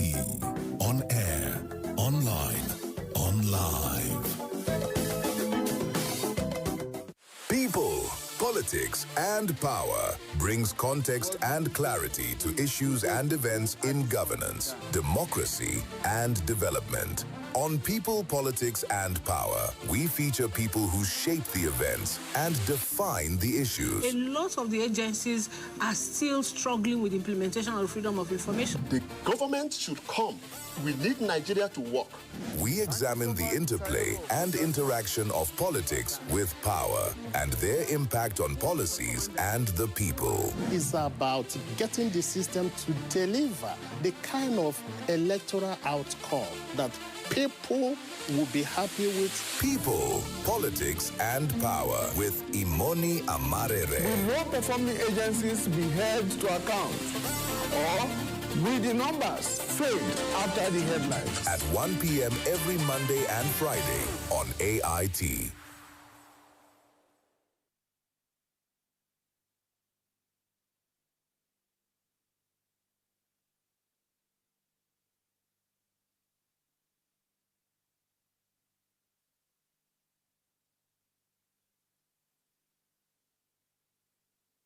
In the starting part of this conversation earlier at 6 a.m., we told you that we're talking about U.S. travel advisory on Nigeria and the security situation at large. And our guest is Mike Ejiofor. He's a security consultant, President, Alumni Association of the National Institute for Security Studies here in Abuja. Good morning. Thank you for joining us. Good morning. Thank you for having me. All right. Let's begin the conversation this morning because people have said that if Nigeria needed any form of reminding that it's recording worsening insecurity situation in Nigeria, it has to be the U.S. travel advisory issued to its non-embassy staff. How do you look at this? Well, we're aware, and everybody's aware, even the whole world, including the United States, is aware of the situation, the security situation in our country. And don't also forget that there have been discussions, high-powered discussions between the United States and Nigeria, especially after the classification of Nigeria as a country of particular concern. And the first strike, I think, recalled December 25th or thereabout in Sokoto State. And I think talks have been going on. And this situation seems to be escalating. So when America says her citizens should move out of a certain state, is based on projection or threat analysis. But for us, there's nothing to worry about because I think, United States is always concerned about our citizens. First, I don't think we should worry much about it for obvious reasons. I think perhaps talks have reached high level on measures to take, and possibly United States doesn't want to endanger her citizens, possibly in a crossfire. I'm just speculating that they might have some operations ongoing by warning her citizens to say, stay safe, stay out of these areas, because you never can, it's strategic. It's not something they'll come out to tell you they're going to strike or they're going to, but I can assure you there's high-powered discussion and collaboration between Nigeria and the United States. All right, so expectedly, there have been reactions to all of this conversation that, well, it's not mere adversary that you have to leave because of insecurity in 23 states, as the U.S. advised their citizens and their staff. But there is also the school of thought that says that, well, this is an overkill, especially looking at Abuja is relatively safe. Do you think so? Well, Abuja does not constitute the whole of Nigeria. Abuja is safe, yes, but if you remember, that the fringes of Abuja, there have been a series of kidnaps. The fringes, suburbs, there have been kidnaps, there have been threat to security, even though it's not happening in the metropolis. If you get to the metropolis, then we are no more safe. The security measures put in place in the city center and the metropolis is quite high, so it's going to be very difficult for the bandits to operate within the... But that is not to say that we should overlook the security situation in these areas that have been designated.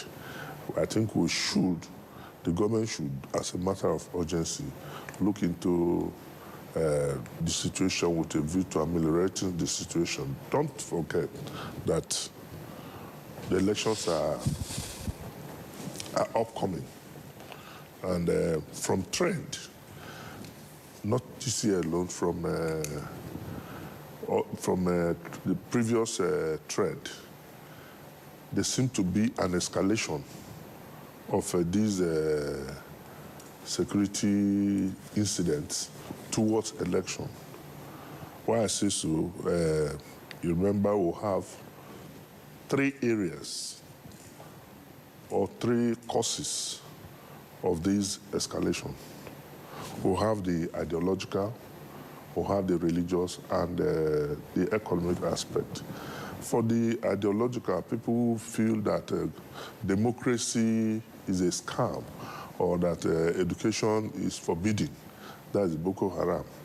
When it comes to election, they want to bring government into disrepute by upping their game to discredit government and make government unpopular, that government is ineffective. So that is one aspect for the cause of the escalation. Then the economic aspect, you know that times are hard, and these people are also looking at the gains, the economic gains, monetary gains made from such mass kidnaps, and so it has become a franchise. Then if you look at the ideological, that's religious ground, this is misguided because Islam is a religion of peace. But if you see these misguided people, they want to show that they are still there by propagating what they call, in quote now, jihad.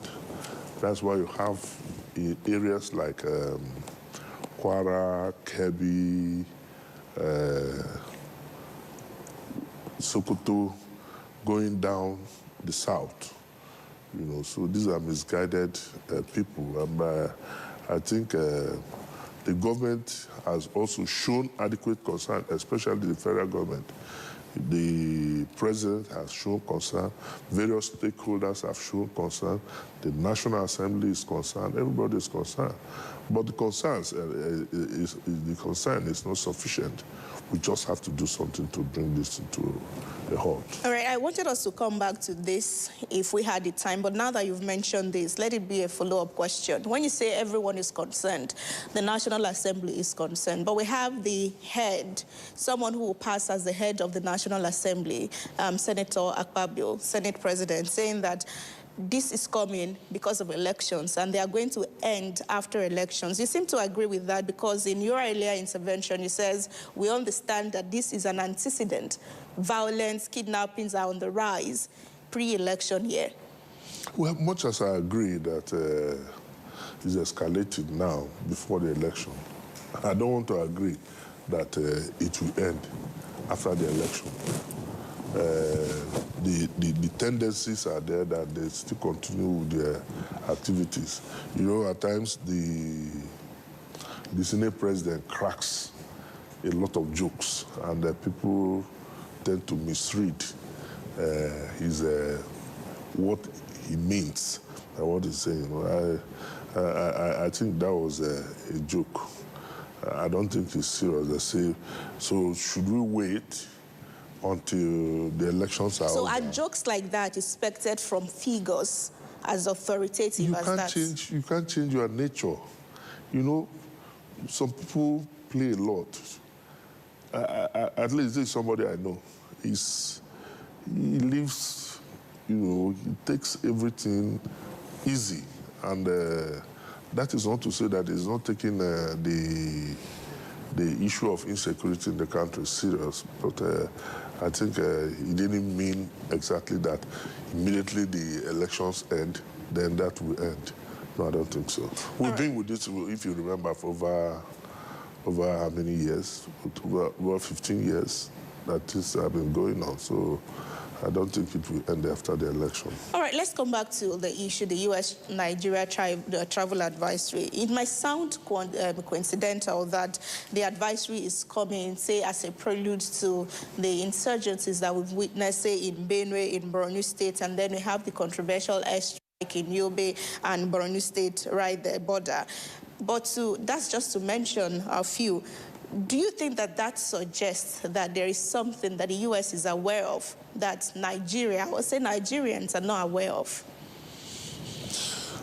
Of course, there's a possibility that they have some information in collaboration with Nigerian security and intelligence services. But, you know, like I said, it's strategic.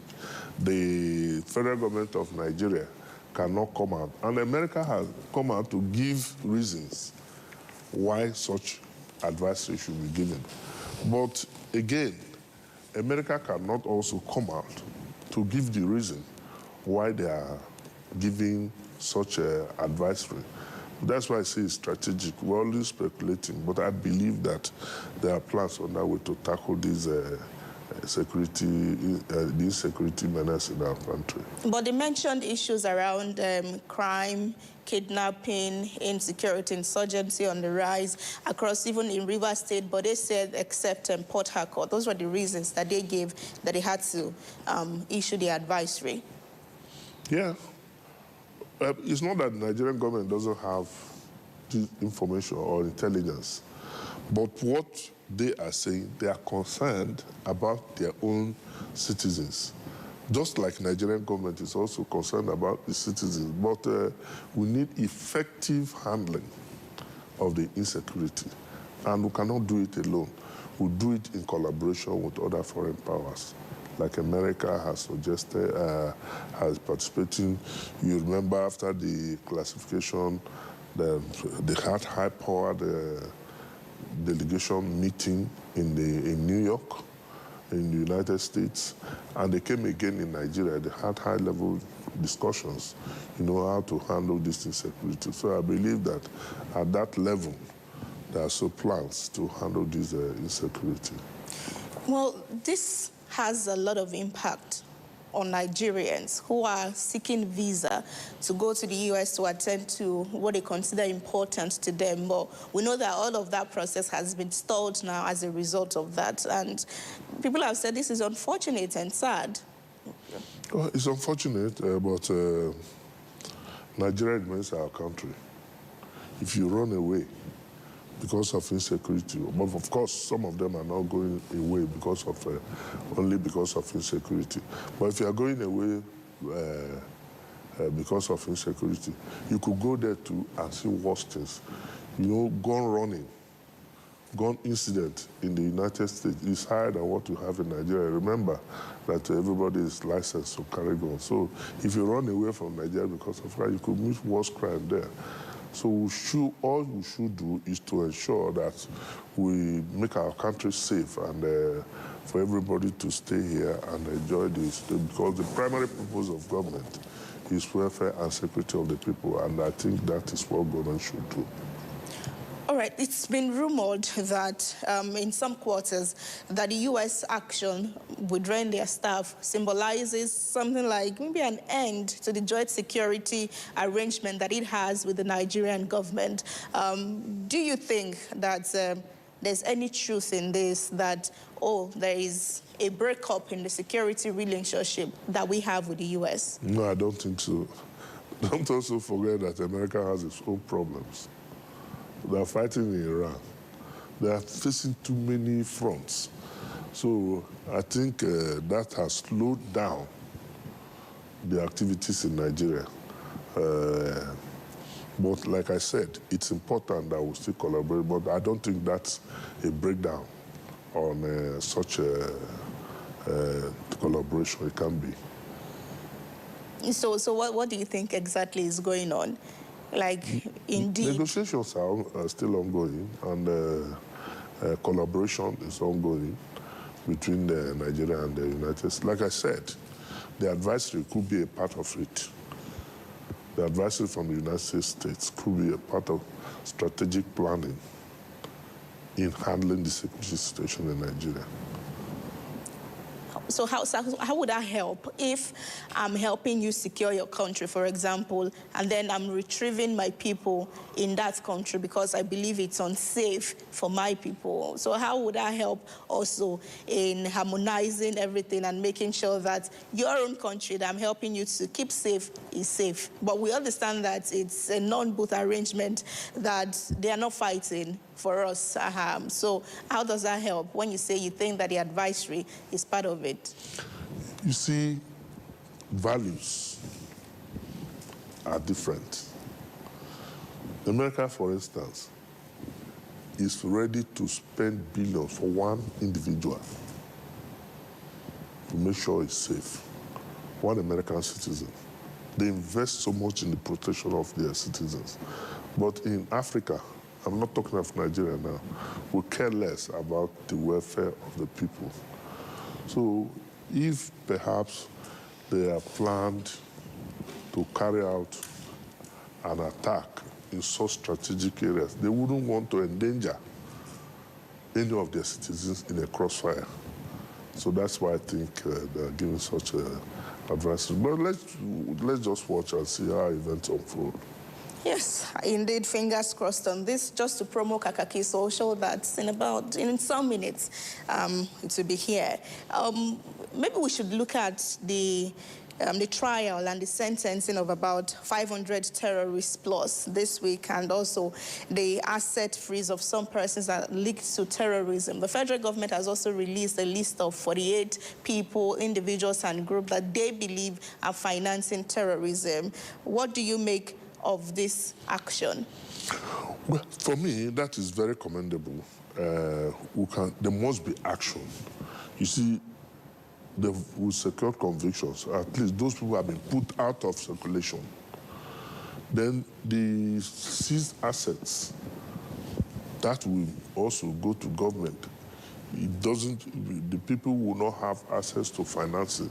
And the talk of the financiers who have been arrested and named is cut off the source of supply of funds.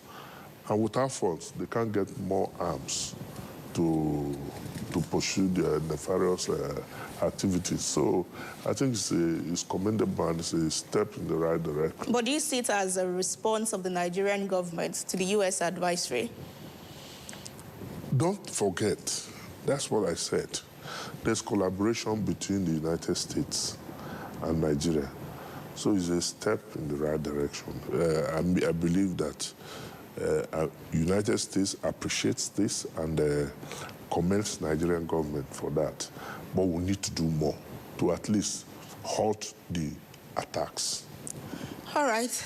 Looks like a good place to call it a day. They would like to thank you so much, Sir Mike Joffor, Security Consultant, President, Alumni Association of the National Institute for Security Studies in Abuja. Thank you. Thank you for having me. All right, everyone. We'll be talking about U.S. travel, U.S.-Nigeria travel advisory and security state in Nigeria. We'll take a short break before we go to our second conversation, and you know that when we come back from the break, it would be Kakaaki Social. The stories now break online.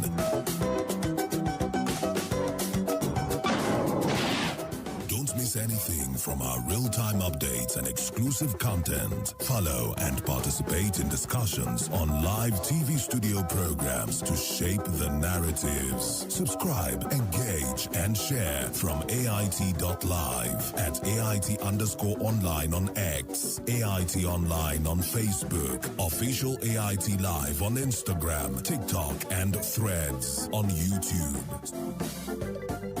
Stay connected with AIT. On air, online, on live.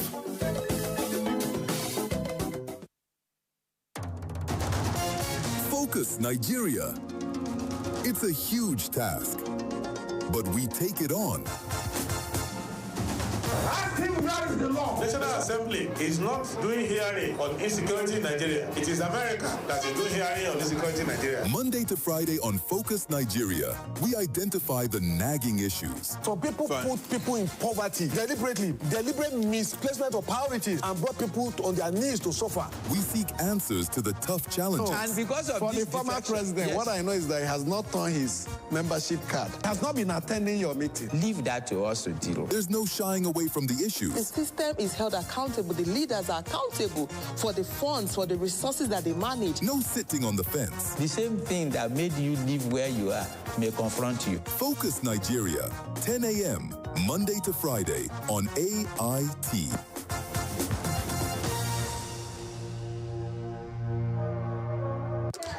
The menace. The stories now break online.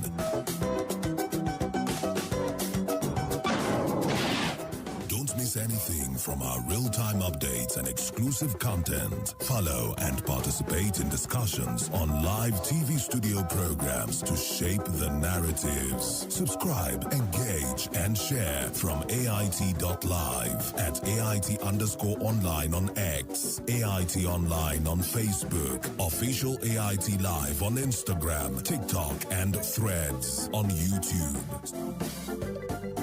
Stay connected with AIT. On air, online, on live. The issues as they break.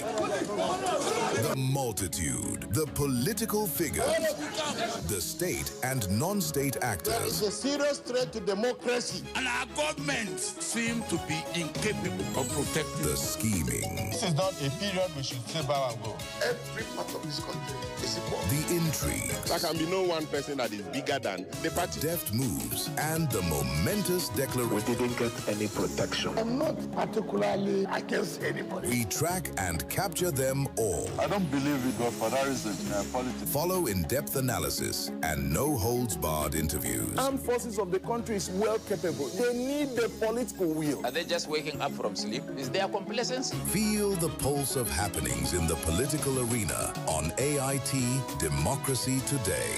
Widely acclaimed authority on politics. Monday to Friday, 7 p.m. Nigerian time.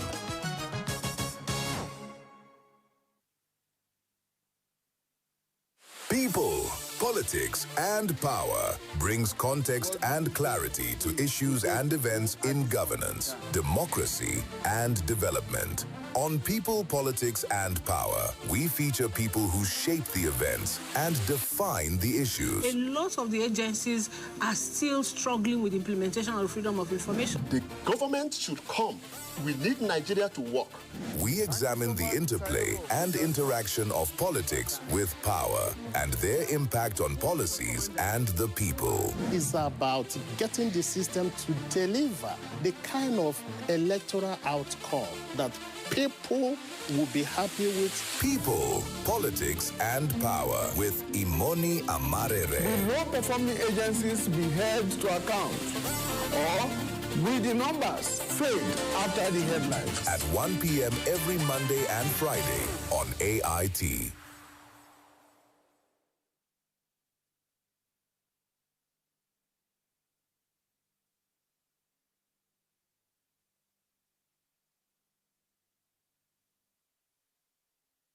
Good morning and welcome to Kakaaki Social. I am Chidera Izudoye. Now let's get you started with the top trending stories making waves right now.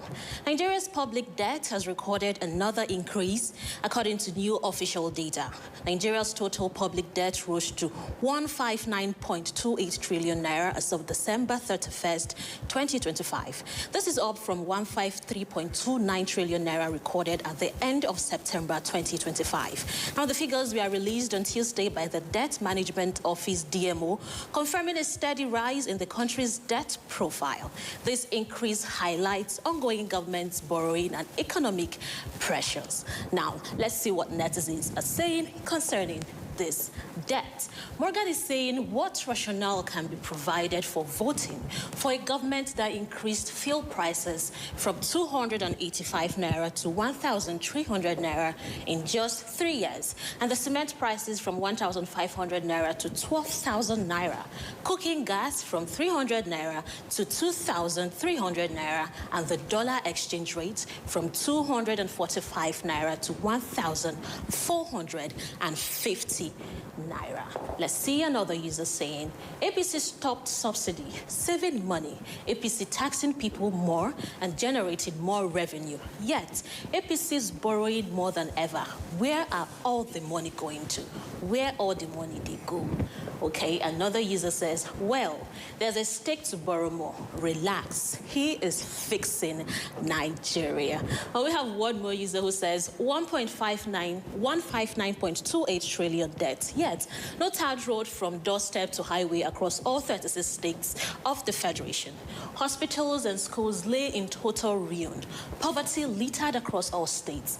Babies, kids, adult northerners begging all over Lagos. Insecurity everywhere. Or more times, one billion. I think we have one more user in that story. Okay, now the Senate President Godswill Akpabio has weighed in on Nigeria's fuel crisis, recalling a period of extreme scarcity.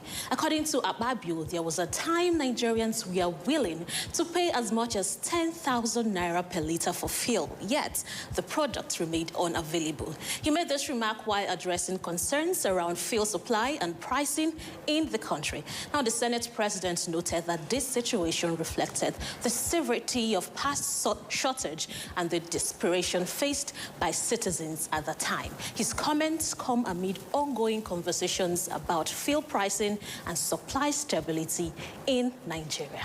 Imagine paying 10,000 naira per litre for fuel. But let's see what netizens are saying concerning Akpabio's statement. And Marcus Johnson is saying, yes, he is saying the truth. In the past, fuel scarcity is a thing, but now there's fuel everywhere, no scarcity. Is that not a good thing? But those obedient wouldn't understand their own, not to they complain. Well, we are all in Nigeria. Andy is saying, I'm so disappointed. This is not the Akpabio we used to know. What has happened to the empathy you once exhibited, the moral sculptures you once had? What has happened to you, sir? And Easy Major says he's gradually hinting us all Nigerians. We easily settle for anything, like would get comfortable with every single thing that happens. And the worst part is that we are just so quick. Imagine no electricity and someone will still boast of having 24/7 solar installations. And what Moriza is saying, finally, now, the Vice President Atiku Abubakar has made a major political declaration ahead of the 2027 general elections. Atiku Abubakar says the 2027 elections will be his final attempt at contesting for Nigeria's top office. The former Vice President, who has run for president multiple times, made the statement amid ongoing political realignments and discussions within the opposition. Let's see this video. Realistic shot at the presidency. Does that make the stakes higher for you this time? Certainly, yes. Because the stakes are higher because I believe that will be my last outing. And so that's incontrovertibly that's incontrovertible. Fact. Okay. Yes. Right. So beyond the fact that you have said conclusively that that'll be your last outing, why should Nigerians take that gamble on you now? Why should they believe that you represent the future and not the past? I represent both the past and the future. Simply because we have seen various levels of leadership in the country, both young and old, and we're experiencing them. And I still believe that our expectations of the young leadership is below what we thought. And we believe, I personally believe, they require experience and they require tutelage from the older generation. Okay, the younger ones require experience from the older generations. That was what he said there. Now, Sontoya is saying, I watched this interview, and all I can say is that the only policies that would drive voters in the favor of the opposition is massive reduction of petrol pump price, electricity tariffs, and cancellation of tax burdens. All these are being avoided by everyone associated with the ADC. And we have Jesse who says, rest. You can't win Obi in the primaries, and even if you do, you can't win APC. So no need to waste that ticket. And we have Explode who says the whole plan is to water the ground for 2027 and come out fully in 2031 because that's the time of the North. And we have another user who says, to be honest, OBJ should have just allowed this guy to do his thing between 2007 and 2015. Who knows? Perhaps fresher faces with new and fresher ideas would have emerged since then, and we wouldn't have to be dealing with him every election cycle. And we have another user who says, Atiku said he is the link to Igbo presidency, but he's the one blocking it, because why contest when it's time for the South to compete 8 years? If Atiku snatches this ticket, he will lose to Tinubu, cause the South will vote APC. And if this happens, Southeast won't vote him when he comes again in 2031. Well, a lot of lamentations there. But then the presidency says Nigeria's economy is on a strong recovery path with bold predictions for this coming year. Economy is interesting.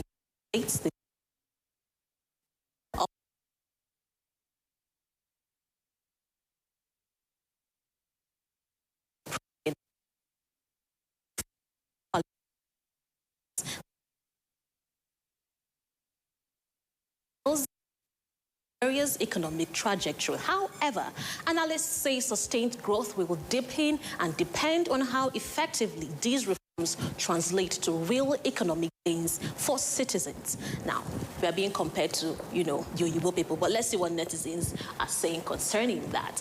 Amani says, with which data did they make this analysis? IMF and the World Bank, that has some symbol of data, think differently. But Bola and Chat, he says they would always find a way. And we have Manuel, who says Nigeria's population is growing at roughly 2.4% to 2.6% annually. If the economy grows at 4.1%, the actual improvement for the average person is only about 1.5%. In contrast, the US and UK have near stagnant population growth. When they grow by 1% or 2%, their citizens actually feel the increase in wealth. In Nigeria, the growth is barely keeping up with the number of new mouths to feed. And we have another user saying almost a lot of lamentations in the space of social media, trust me. Annie Udoku says, another joke. IMF projections are based on forecast, not live reality. That was how they did around 2024 too. If the president is not working or putting things in place, the country cannot grow. And our last reaction from this user is saying the data was released by the IMF, not by any government institution in Nigeria. But you guys must always be negative about your own country. The hate for this current administration shouldn't start reflecting on your love for the country. Now, our president, Bola Ahmed Tinubu, has thanked Nigerians for enduring difficult economic conditions as the government continues its reform agenda. He commended citizens for their patience and perseverance, noting that despite hardship, Nigerians have continued to support efforts amid stabilizing the economy. Let's see our president's video. We must thank the Nigerian people for enduring and persevering, for their resilience to date. More efficient trade ecosystem and increased investor confidence in Nigerian economy direction. Jacko is saying citizens are enduring, politicians are enjoying. God, they share. And we have this user who says, first in history, 99% of citizens of a country does not like their president. People die every day, hardships are everywhere for the past 4 good years, and nothing was done. You still get mine to convince me that he will do well for the remaining 4 years. Chai. Now let us continue. Another user in the same line is saying, Jagaban has been more excellent at motivational speeches than at actually governing. Daddy with a pamper. Social media. Now, the Nigerian army has raised concerns over declining interest among young Nigerians in military service. Now, Nigerian army also says it is witnessing low enrollment of youths into its rank, a development it describes as worrying for national security. Army officials also noted that fewer young people are applying during recent recruitment exercises, despite ongoing efforts to encourage participation. They attributed this trend to factors such as changing career preferences, migration, and misconceptions about military life. The Army is now calling for renewed public awareness and support to make more qualified youths into the service. This development has sparked conversations about youth engagement and the future of strengthening Nigerians' armed forces. Now, imagine all of us in the Army. But let's see what netizens are saying. Mr. Raymond says those that hijack other job openings in Nigeria should also hijack this one as well. Time was when, before you even join the military, you have to be very connected. Time reveals all things. Who would have thought that a day like this will come? City boys can represent us well. And Mr. Dino here is saying, aside the poor remuneration and welfare, the politicization of the military is killing it. Young men dying on the altar of greed of a selected few. And we have Olumide says, is the job attractive enough? Life is all about incentives. The government should act accordingly if they want youth to see a future in serving their country.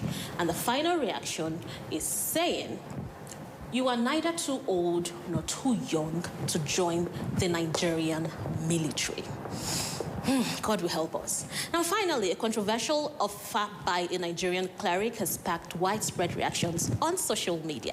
The General Overseer of Omega Power Ministry, Apostle Chibuzo Chinyere, has offered a house and a lifetime financial support for any young man willing to marry his 21-year-old autistic foster daughter. Now, according to him, the young woman, Chiemeka Chibuzo, is able to speak and hear well despite living with autism spectrum disorder. This announcement has generated mixed reactions, with some praising the gesture as an act of care, while others have raised ethical concerns about the approach. This development continues to stir debate on social responsibility, disability inclusion, and the welfare of vulnerable individuals. Let's see what is going on in the space of X. Pastor Nancy Ada says what people don't understand is that she might even receive healing from the pastor after the marriage, but he wants to make sure that the first marry who loves them as they are. Edo Wizard is saying the autistic boy that he offered recently was a test subject to see the results, and it came out successful. So now he has presented his own child, which is the primary purpose for the first test. Money can pave any way, and the first test confirmed it. But why hasn't his spiritual power or miracle cured his daughter's autism?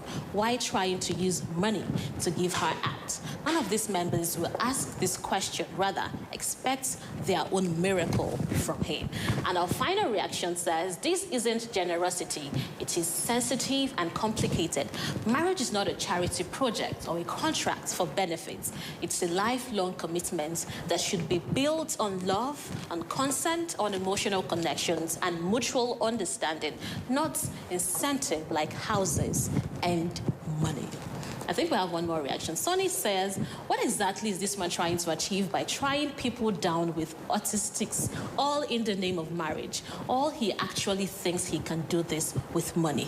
Poverty is highly weaponized in Nigeria. Well, that's a wrap on Kakaaki Social this Thursday morning. You can reach us via our social media handles displayed on the screen. I am Chidera Izudoye. Stay trending, stay informed, and keep it locked right here. Have a great day.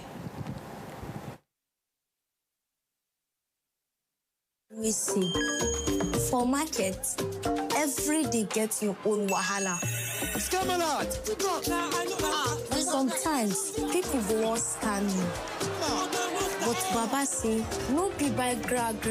You must cool down, dey sharp.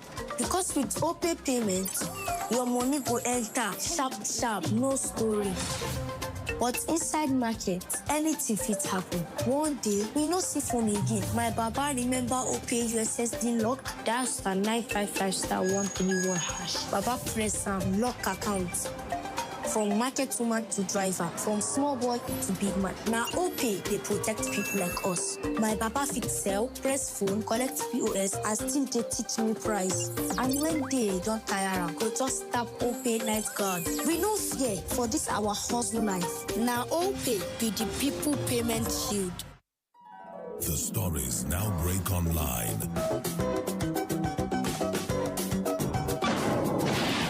Don't miss anything from our real-time updates and exclusive content, follow and participate in discussions on live TV studio programs to shape the narratives. Subscribe, engage, and share from AIT.live at AIT_online on X, AIT Online on Facebook, official AIT Live on Instagram, TikTok, and Threads on YouTube. Stay connected with AIT. On air, online, on live.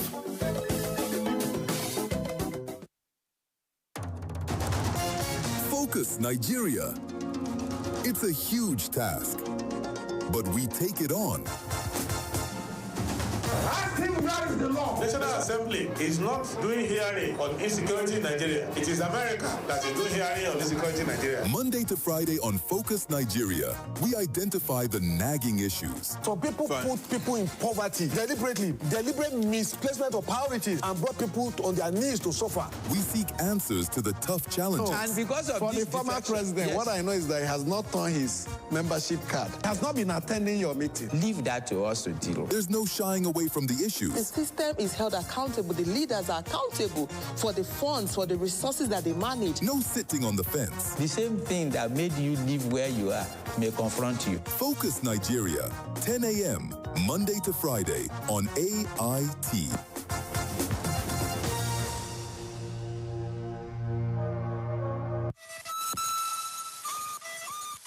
Information, Education, entertainment.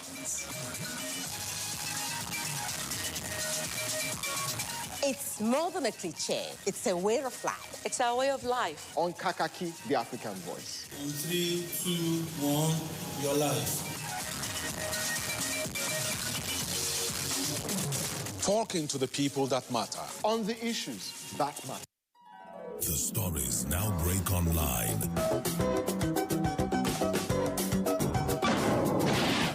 Don't miss anything from our real-time updates and exclusive content. Follow and participate in discussions on live TV studio programs to shape the narratives. Subscribe, engage, and share from AIT.live at AIT_online on X, AIT Online on Facebook, official AIT Live on Instagram, TikTok, and Threads on YouTube.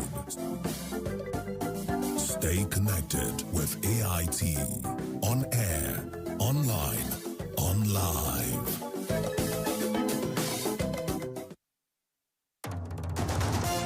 Focus Nigeria. It's a huge task, but we take it on.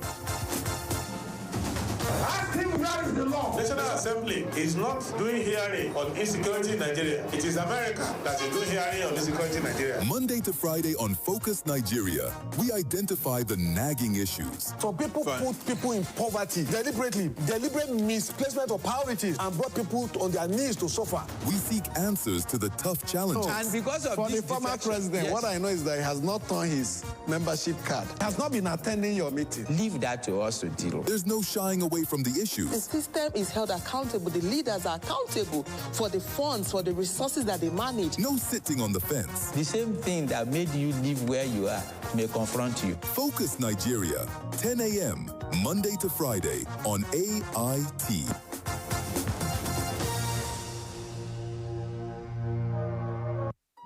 The stories now break online.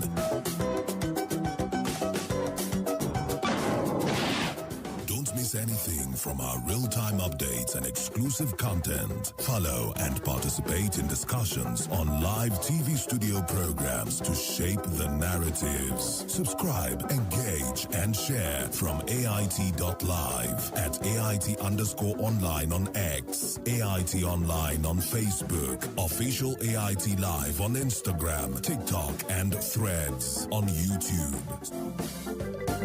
Stay connected with AIT. On air, online, on live. All right, welcome back from that break. And Kakaaki Social, of course, we did mention at the start of the program that our second conversation will be around safety and then the Nigeria 2026 flood outlook. To do this with us, we have hydrological modeler, Nigerian Hydrological Services Agency, David Tuna. Good morning. Thank you for joining us. Good morning. Thank you for having me. Right. Now, year in, year out, we get predictions, we get outlooks from government and its agency, but also year after year, year in, year out, floods end up claiming lives, claiming environments, washing away homes, farmlands, and even livelihoods in Nigeria. Tell us, is there something that we're not aware of? Is there a misinformation somewhere or a combination of both? Thank you so much once again. My name is David Tuna. First things, I would like to appreciate you for having me and also send the regards of my Director General in person of Umar Ibrahim Mohammed. First things first, I would want to say that this year, we made an analysis of our previous forecast, and we got to find out that we have reached an accuracy of over 80%. And this is above the WMO standard that was set, and we are very proud of this. And we also conducted the research to find out if our forecasts are actually getting to the right persons, the grassroots level. And this forecast, or rather this research, was performed in 3 states, Jigawa, Sokoto, and Jigawa, Sokoto, and Yobe states. And we got feedback, we got to find out that these persons actually get our forecast. Over 60% of these communities actually get our forecast from various sources. However, it is not because our forecast is not reaching them. You know, when forecasts of flooding gets to reach this community exists on livelihoods of where they currently are, and asking them to move from where they are to a different location can be a little challenging. So we got to realize that we had to improve our level of communication with them and also improve on early warning system. And that is why this year we had to update with a mobile application, right, that can not just predict flooding, but also give a time frame on when this flooding will get to the various communities. So I would want to say that, yes, they get this forecast, but the process of moving can be really challenging. So improving on the early warning forecasts into days would have been much better, but hydrologically, I think 7 days forecast is best. Yes. All right, why do you have to do just northern states? Because the 3 states you mentioned appear to be from the north only, but we have records of flooding even in the south as well. Why did you do just in north? Okay, at this stage, it was a pilot study. It is not a full-blown study all over Nigeria. So we started with a pilot study trying to understand. It's regional, a regional pilot study? Yes. It is regional pilot study. So at this stage, we focused on that, on these areas, and then we try to reach the people. So just bear in mind that the research ought to be nationwide, and we are getting there. All right, you know, in development communications, where you need to change the habits of people, you go beyond televisions, go beyond radio, go beyond newspapers, because the people that you hope to reach do not or may not even have access to all of those traditional mainstream media. So we would usually advise in DEFCOM that we do, say, radio, we do drama, we do town hall conversations, you use their chiefs and all of that. But now you say that you are aware that these campaigns reach them. So the problem you've identified from listening to you is the reluctance to move from their livelihood. Are there options for them to keep them alive instead of dying while trying to survive? Okay, I wouldn't particularly say it boils down to reluctance to move alone. There are a range of factors that can be involved when it comes to flooding. So reluctance is not even the point particularly. I would want to say that these communities have built their life in where they are living, right? And there is a spectrum of emotions and activities that need to be put in place or respecting their decisions before asking them to move. However, what is most importantly is ensuring they get this forecast as early as possible, ensuring that the forecast is accurate and passing this information to them. This is the most important part. The part of them moving would come in secondary, but first, early warning, most importantly. So the rains are coming again. In fact, they are knocking already. Roofs are already being removed, are getting lost from bus terminals, for example, the one in Kugo, and even across the country at large. We already have the impact of the windstorm that is wreaking havoc already. Now, how far would you say are we from rainy season proper, and what do we need to know as a people, as a country, ahead of rainy season, this period, and the uniqueness of 2026? Okay, yes, I would say that in some parts of Nigeria, rainy season have started properly, right? I think, but possibly in Abuja, we are only getting to see the early rains. However, coming from my position, I would want to say that all viewers should go on the NIMET website to get information about early rains and how information about rains would affect their livelihoods. So for a man in the urban area, in the rural area, who is not able to, remember that we spoke about channels of development communications. You need to change attitude. And basically, say this conversation is not purely or even solely for the man in the city. So how do they go to NIMET website? Now that you are here, how about you run us through some of them? Okay, first I would like to clear up something. I am from Nigeria Hydrological Services Agency. I know. But NIMET is our close sister. We work closely together.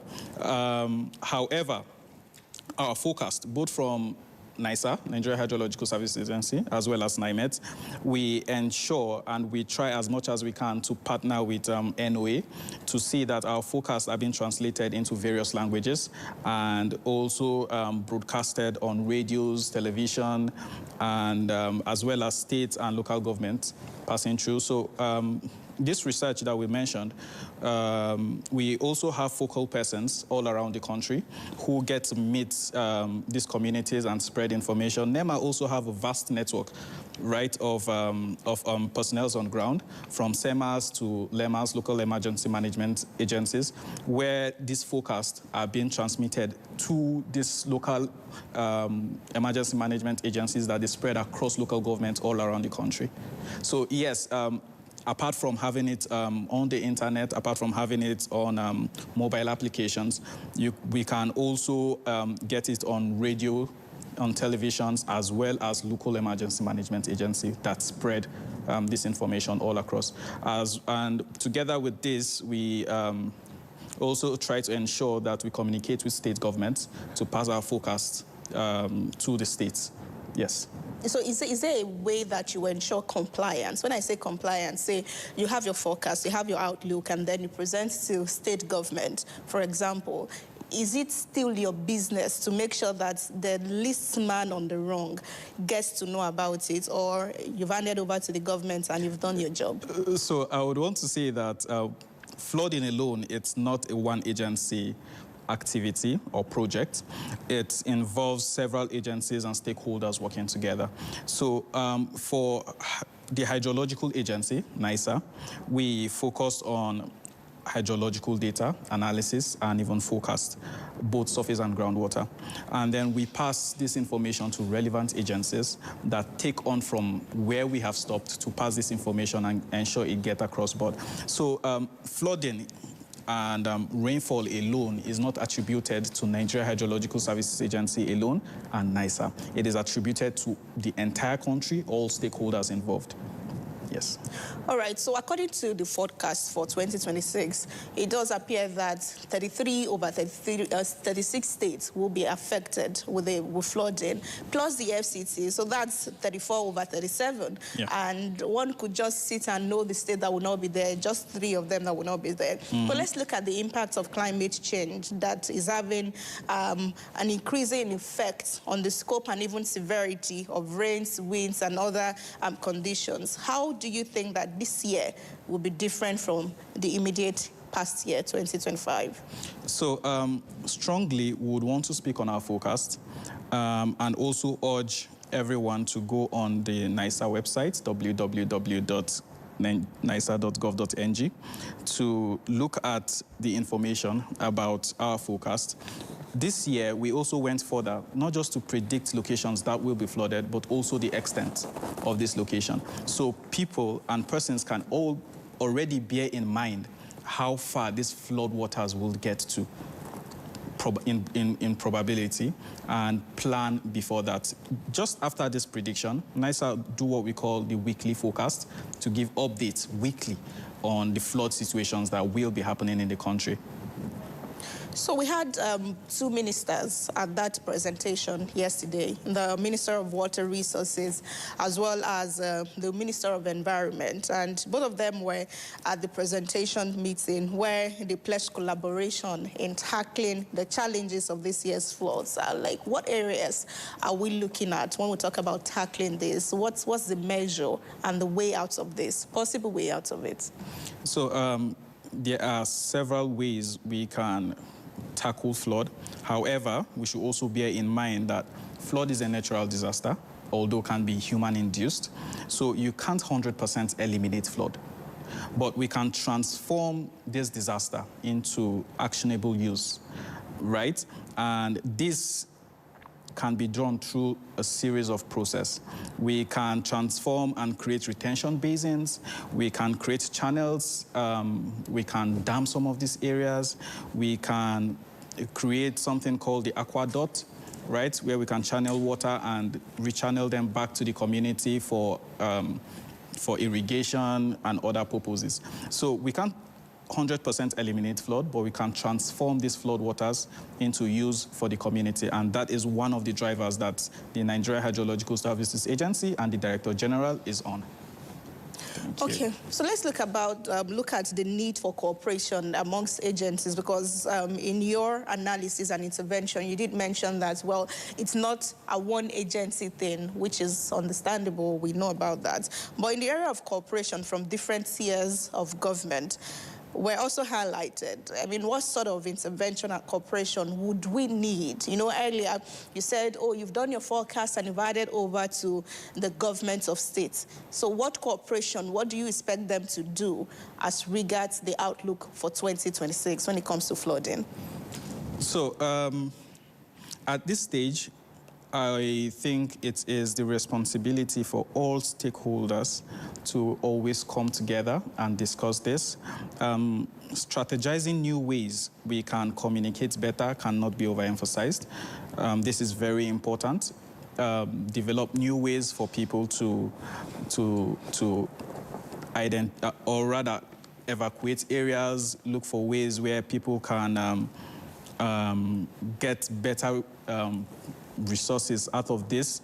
It's very important. So coming out to say the exact ways, I think I would not be pinpointing it directly. It is always better to come together, not just as stakeholders, but as a country.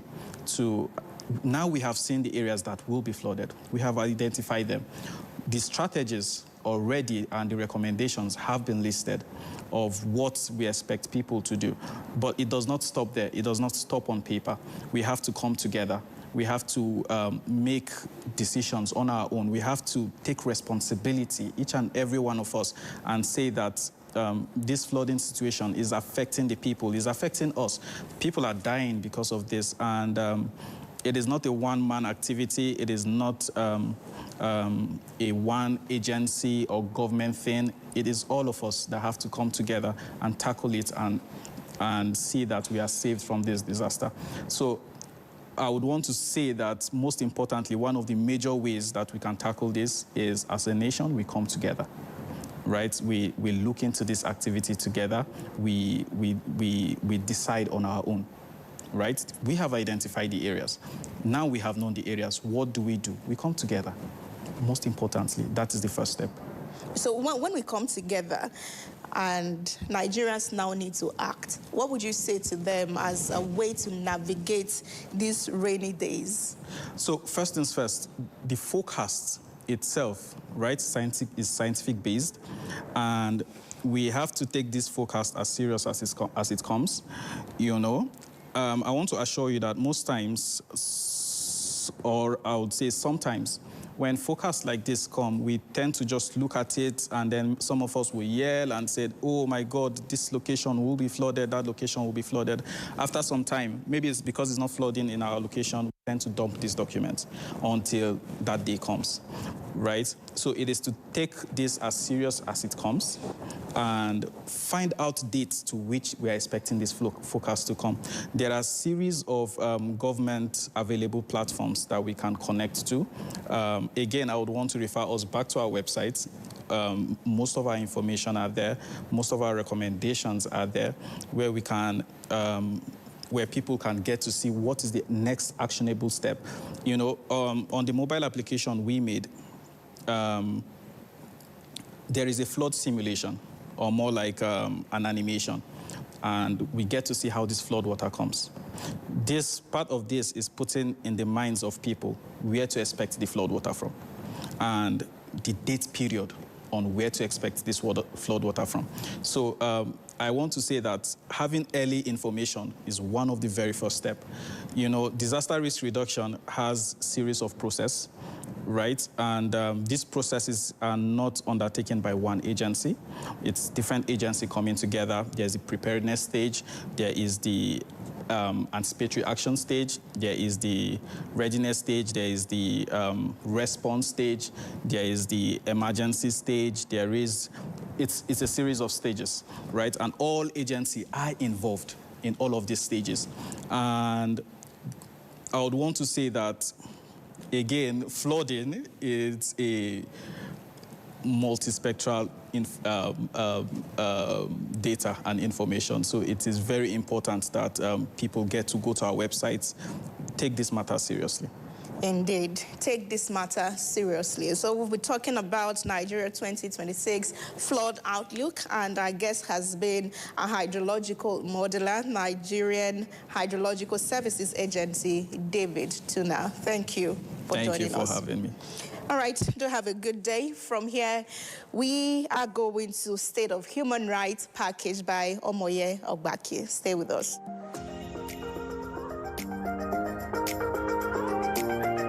Welcome to another edition of State of Human Rights on Kakaaki, the African Voice. I am Omoye Ogbaki.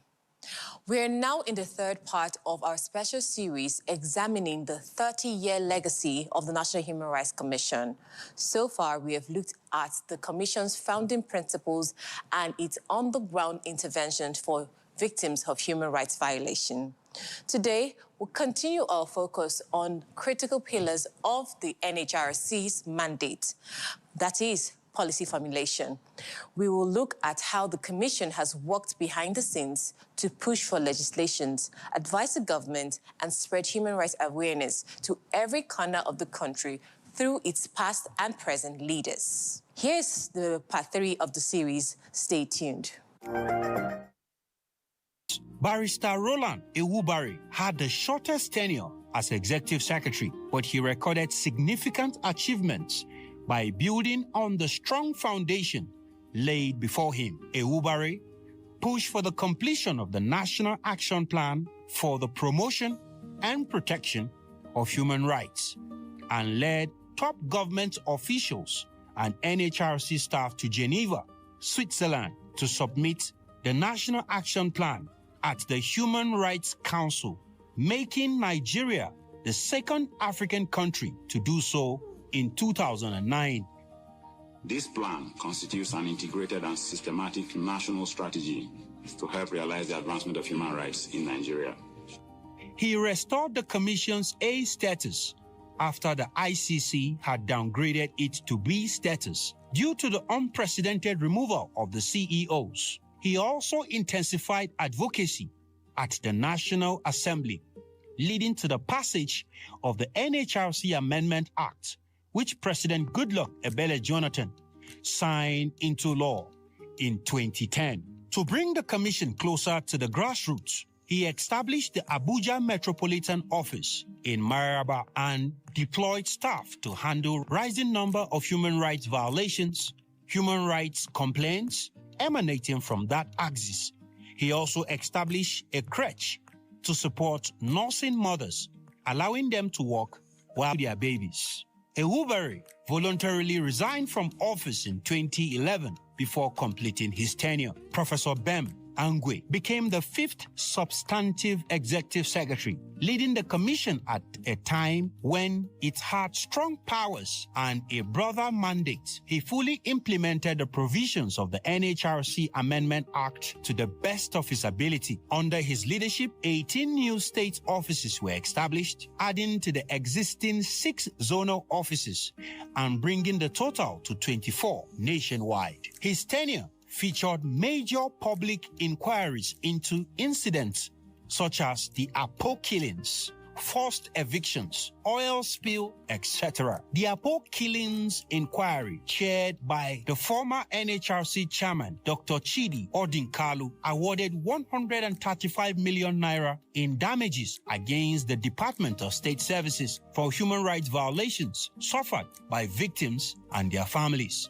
Professor Angwe introduced the Military Human Rights Dialogue and strengthened trainings for law enforcement officers, especially police, laying an important foundation for security sector reform. In 2013, the Commission overhauled its complaints process when the Governing Council adopted the Standing Orders and Rules of Procedure. These rules guided how complaints were admitted, investigated, and processed across all NHRC offices in the country. In 2015, in response to growing insurgency situation in the northeast part of Nigeria, the Commission partnered with the UNHCR on a major project to monitor and document human rights concerns of internally displaced persons in Northeast and North Central and the Federal Capital Territory. This project continues today and is being implemented in some states across the Federation. Professor Angwe completed an uninterrupted 5-year tenure before handing over to the most senior director in December 2016, Mrs. Oti Anupe Uvrawa. For the second time, Mrs. Oti Uvrawa served as the acting executive secretary, having served in the same capacity before the appointment of Professor Bem Angwe when Barrister Roland Ewubari resigned. She consolidated on the work of Professor Angwe, holding brief until the appointment of a substantive executive secretary.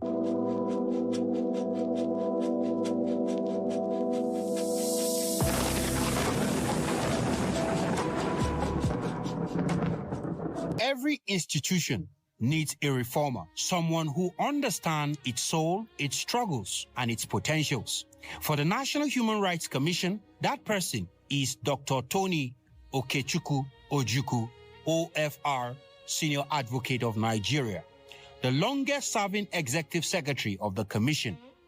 Having risen through the ranks as a career staff of the NHRC, Dr. Ojukwu served in various capacities before his appointment as Executive Secretary, from Zonal Coordinator of the South-South Zonal Office to Director of Monitoring, Director, Investigation, and Project Coordinator of various projects. He brought a wealth of institutional knowledge and experience to the office.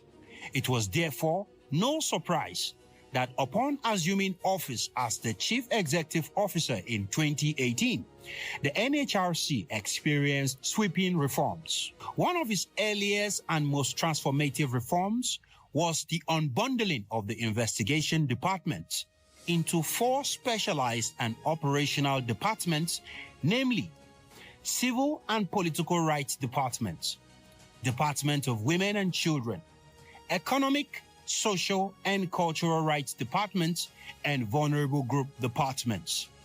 When Dr. Ojukwu assumed office in 2018, Nigeria was still grappling with the lingering effect of decades of military rule. Despite the return of democracy, human rights violation by law enforcement agencies remain rampant. His first major official assignment after taking the oath of office was a symbolic and historic gesture, the presentation of a 135 million naira check to the families of victims of Apo killings. He implemented the decision of an earlier panel which had ruled in favor of victims of human rights violations. The commission, under his watch, ensured that justice was not just pronounced, but also served. On the handing over of this check now, before they close of work today, they'll be receiving their alerts.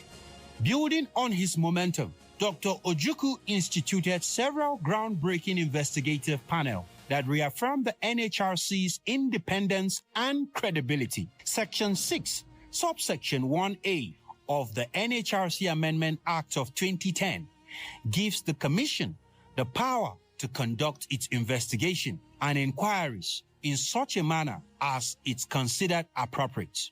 Leveraging this provision, the Commission plays a crucial role in protecting human rights in Nigeria by conducting various independent investigative panels to address specific issues of human rights violations. Under the stewardship of Dr. Tony Ojukwu, 4 noteworthy panels have emerged. These are the Presidential Panel on the Reform of the Police Special Anti-Robbery Squad 2018, the Panel on Sexual and Gender-Based Violence in 2019, the Independent Investigative Panel on Special Anti-Robbery Squad and other units of the Nigerian Police in 2020, and the Special Independent Investigative Panel on Human Rights Violations in Counter-Insurgency Operations in Northeast in 2022. The hearings were open, the processes were transparent, and the outcome impactful. Nigerians saw that the NHRC could truly hold institutions accountable. Reports were submitted to relevant authorities, and victims once again found their voices. And that wraps up part 3 of our look into the NHRC's incredible 30-year milestone. Be sure to stay tuned for part 4 next week as we continue this journey. A quick reminder for our viewers. The National Human Rights Commission is accessible to everyone. If you need to report a violation or seek redress, simply dial the toll-free number, which is 6472.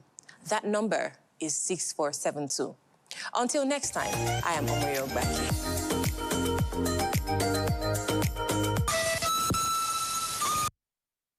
All right, thank you so much, Omoye, for that package running us through 3 years of Human Rights Commission. Everyone, we'd like to thank you so much for being a part of our Thursday morning here at Africa Independence Television on our program, Kakaaki, the African Voice. I am Onosho Rena Obozege, Rena OBO on social media, and we'll see you again tomorrow. Do have yourself a good day.